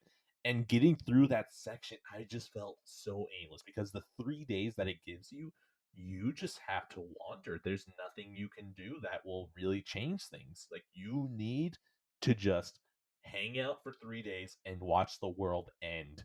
And that feeling is something that I've never had in a video game. Like this long tail ability to know that everything you're doing is pointless, but you still need to figure out why you're doing it. And that feeling is something that I wouldn't trade for anything. I love that feeling. Not only that, the clock tower theme is just so bright and bouncy on the first day. The second day, it's not as bright and bouncy. And then the third day, it just starts rushing and it plays these lower notes underneath the bounciness. And you're just like, this is wrong. This is not the way things are supposed to be. And then whenever you finally get close to the nighttime and you have the moon slowly crashing in, a new track kicks in and it is terrifying. Like I don't even think like it's scary. I just feel like it awakens something in you that just tells you every single alert in your brain going, this isn't where I want to be. This isn't something that should be happening. And I love this game. I fucking love this game. And even taking such a long, like almost a year break from coming back to this game, just picking it right back up and getting all those emotions back again. I honestly, that long break makes me respect the game even more because it all just flushed back to me like nothing. I got a question for you. Hmm. And you talking about this is kind of thing. I'm going to send you something right now, okay? Go for it. On Discord. Does that picture mean anything to you? No. So, have you ever heard of the creepy pasta for this game? Oh, wait. Yes. You Yes. shouldn't have Oh, done that. no, stop it. I'm in the dark. I'm thinking of it. No, I don't want to think of cursed ROMs. It's so No. creepy. It's really good and it's the right mark for a game. Like if there's a game Uh, that you need to write a creepy pasta about, Majora's Mask is oh the yeah, perfect mark.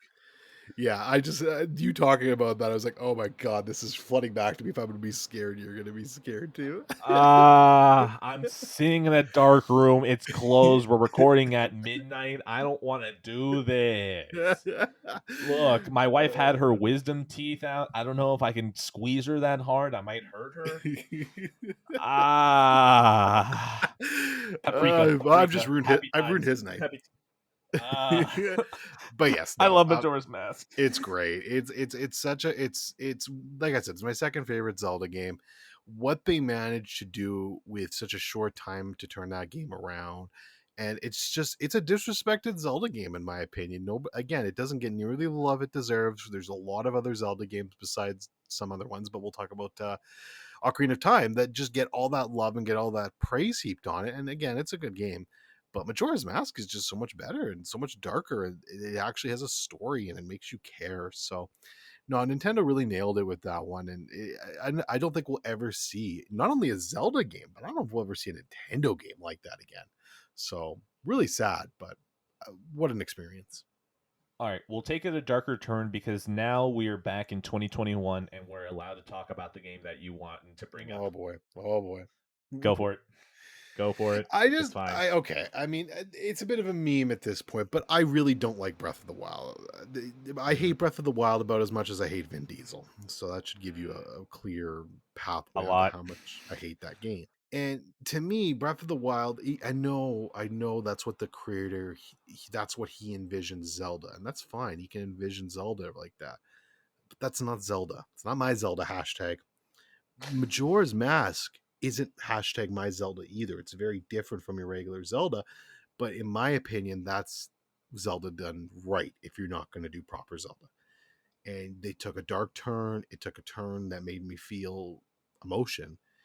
And with Breath of the Wild, I just now they're going in a completely different direction with that franchise, and I don't know if they're going to be able to go back. And hey, a lot of people don't want it to go back, and that's totally fair and fine and understandable. They're entitled to their opinion and can be happy with the new direction of that franchise. But I just don't know how you're going to un Breath of the Wild Zelda, and I think you're stuck in that kind of gameplay now, at least for the foreseeable future, and that hurts me because God, what I would not give to go back to something like Majora's Mask. Now, here's why I'm hopeful about Breath of the Wild 2 because w- there have been two times in this series where there was such a huge pop that people showered it with praise. Now, I'm not talking about quality, that's fine, I'm not going there. But Ocarina of Time and Breath of the Wild are two of the biggest Zelda games. Like biggest as in namesake and amount of people who have played it and amount of people who have heaped praise to it. But of course Majora's Mask is better. Fucking absolutely undeniably.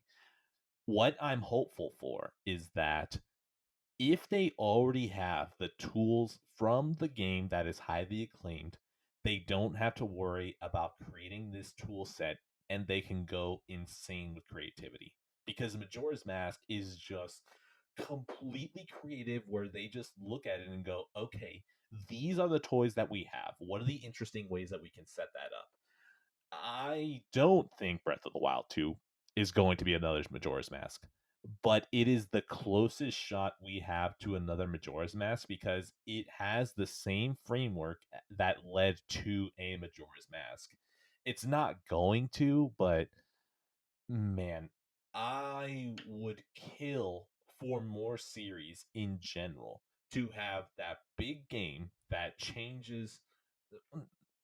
I don't know if I want to use the word changes. More of like, I want more series to have their big landmark game and then come back in a year or two and remix it to something vastly different where you're like, these are the exact same pieces, but you arrange them so differently that we can't even really tell that they're the same pieces. That is my biggest hope. It's not going to be met, but this is the closest that we've gotten for the entire series. All I can say is if you're right, I no one would be happier but me than me. I sincerely say that. I'm not gonna lie. I like Zelda. I think Zelda are great games. I think the franchise as a whole is a bit overrated in my opinion. It's being propped up in my opinion by Wind Waker and Majora's Mask. And if it wasn't for those two games, I really wouldn't have a lot of positive things to say about the franchise overall. Um, but I would love nothing more than for Breath of the Wild 2 or whatever it's going to be called. It sounds like it might even be called Breath of the Wild It because probably the will. title's a spoiler apparently. But whatever they're going to call it, I really hope that it's something at least a little bit different. Because if it's just, I mean, people will be happy. It's going to sell like crazy no matter what.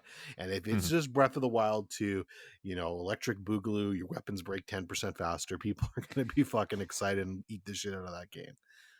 But if Nintendo actually has the balls to do something a little bit more creative and put a twist on that formula and go do not I'm not saying it's gonna be like Majora's Mask, but make it maybe a little bit darker, a little bit more serious, put some more story in it, I would be very impressed and very happy. So I hope you're right. I do. Now, The Legend of Zelda Ganon Dies for Real, y'all. Whenever it comes out, right? I look, it's either scenario is good because I just really like Zelda design. I just really like going to a dungeon and I like figuring out what the problem is and solving it. And that's just something that's always clicked to me. I always love the cinematic way that they frame pretty much pointless combat. Like most of the time, the combat in Zelda, you turn on Z targeting, you get into the sick widescreen angle, and you start fighting. Like it's nothing too mindless. Look, I know how you feel about Breath of the Wild. Shut up for a second. But the only Yeah. time that combat has ever been something that I had to stop and think about was in Breath of the Wild. And it wasn't even because of the fact that the weapons break. It was because I wandered into Ganon's castle with 6 hearts and I fought a Lionel with just a couple of fucking weapons and I destroyed him because eventually I got good at the combat. Like it's the first time in a Zelda game where I was like, "Oh, I'm not just going to shield and then hit." So, like I'm okay with the boss design and all that. I love it. Like if you can just give me another Zelda every 2 to 3 years, I'd probably buy them just because the design itself is something that I really like. Majora's Mask gets pushed up an extra level because it has just that complete atmosphere that is just so oppressing that I like. Ocarina of Time is just great. It's just this honestly, it feels very fairy tale like. It just feels like the classic story, honestly, and I love it for it. Honestly, so just because I do want to go back to this, you were calling the series, I guess, propped up, but I mean, Link to the Past, people fucking love it. It's the Metal Gear 2 to Metal Gear Solid, where it's the exact same game except in 3D. So Link to the Past to Ocarina of Time is Metal Gear 2 to Metal Gear Solid. So I feel like if one is good, then the other one should be good because the 2D to 3D conversion wasn't too crazy. Like they were both still great games. Wind Waker is great, but once again, the fact that I like all of them means that Wind Waker loses to me because I fucking hate looking for the Triforce quest. If they just cut that out, I would bump up Wind Waker above these other games, but because I have to start splitting hairs like that, the Triforce quest makes me want to die when I played it. So that game is great, except that Twilight Princess, I fucking love. The opening is really slow, but then eventually you get Lord of the Rings inspired Zelda with some of the most insane framing of these boss fights. Like it I hate that the word epic is played out, but Twilight Princess is epic. Skyward Sword we can throw in a garbage bin. Like I don't really give a shit about that. I'll probably try it again when it comes to Switch, but once again, I'm gonna so that one we'll see. But it, I get that you're probably colder on the last two, but like I don't know if we can ignore that Link to the Past to Twilight Princess earned their keep. See, I don't like Twilight Princess either. So it's Ah. for me. And that's where okay. A Link to the Past is actually pretty good too. So I think for me, I'm just so disenfranchised with new Zelda because there literally hasn't been a new Zelda game that I've truly enjoyed since fucking Wind Waker. I did not like Twilight Princess. I fucking loathed Skyward Sword, and I mean, I could spend the next 10 hours talking about Breath of the Wild. What I feel about No, we that know. game. Oh, y'all know. So it's been so long for me since I've had a Zelda game that's appealed to me. And it's funny because it's been the same trajectory for me that I feel with Nintendo. It's like as Zelda goes, that's Nintendo goes for me. And I just feel like uh, maybe that is it. Maybe it's just tie those two together. But To be fair, if Zelda were to fall down, like Zelda is Nintendo to me. Like Mario, 3D Mario. Look, I'm wrong. I don't like the 3D Marios. I'm wrong. I get it. That's fine. Now, they're the Mario Party games, the sports games. I love that shit. That's fine. But Zelda is what gets me to get a console every single time. Smash used to be that, but then eventually, like, I stopped trying to be competitive, so that fell off. Zelda is Nintendo to me, so I'm right there with you. Except I've still been happy. yeah, and it's I don't want to be a contrarian. Like I really don't. Like I want to like these games. It's just I don't know. I don't know, man. I dates back to Twilight Princess for me. I just that was the last Zelda game that I truly remember being let down by. And it only because Skyward Sword, it was on the Wii, and I was like, okay, this is gonna be shit. I don't even know why I'm trying it. I never fucking finished it. And then Breath of the Wild was just wild to me because of all the reviews and all the praise it got showered with. And I get my Switch on day one. I'm like, holy fuck, here we go. Finally a good Zelda game. And it just was not hashtag not my Zelda. So it's a bummer, man. And I don't know. I would like to say there's 0% chance I play Breath of the Wild 2. And it's probably close to that. But if new starts coming out and it's different and there's some new stuff in there that has me intrigued, I'll give it a flyer. But for now, for me, Zelda's dead, and it won't be back alive until it suits my needs.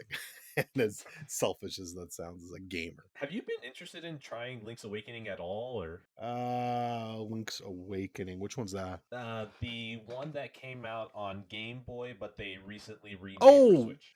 no, I should try that actually. I really should. I actually should try that because apparently that's more classic Zelda and it's beautifully done. So that is actually something I might try at some point. I forgot about that. Completely forgot about that. Yeah, I bought it. It's still sealed because it's installed on my other Switch.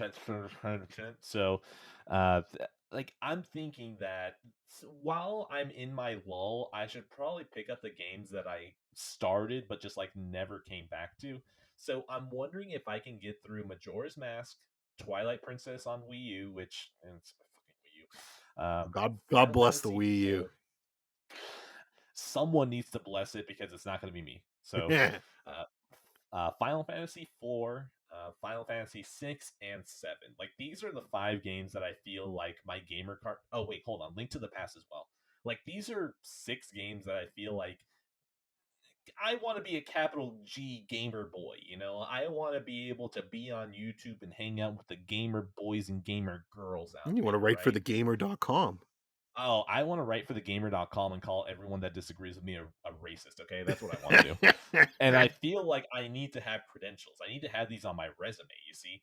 And I just The problem is that I started with Majora's Mask, so that means everything after this is going to be downhill. Like I'm pretty sure even with Final Fantasy VII, with how good it is, like Majora's Mask is just so my shit. Like it's Yeah. Yeah, that's totally fair. I mean, Majora's Mask is a classic, and like I said, if I'll tell you what, like that would be Nintendo's so fucking weird, man. Like, why can you not? Why is there no way to play that game on the Switch? Like, do you know how well that would sell?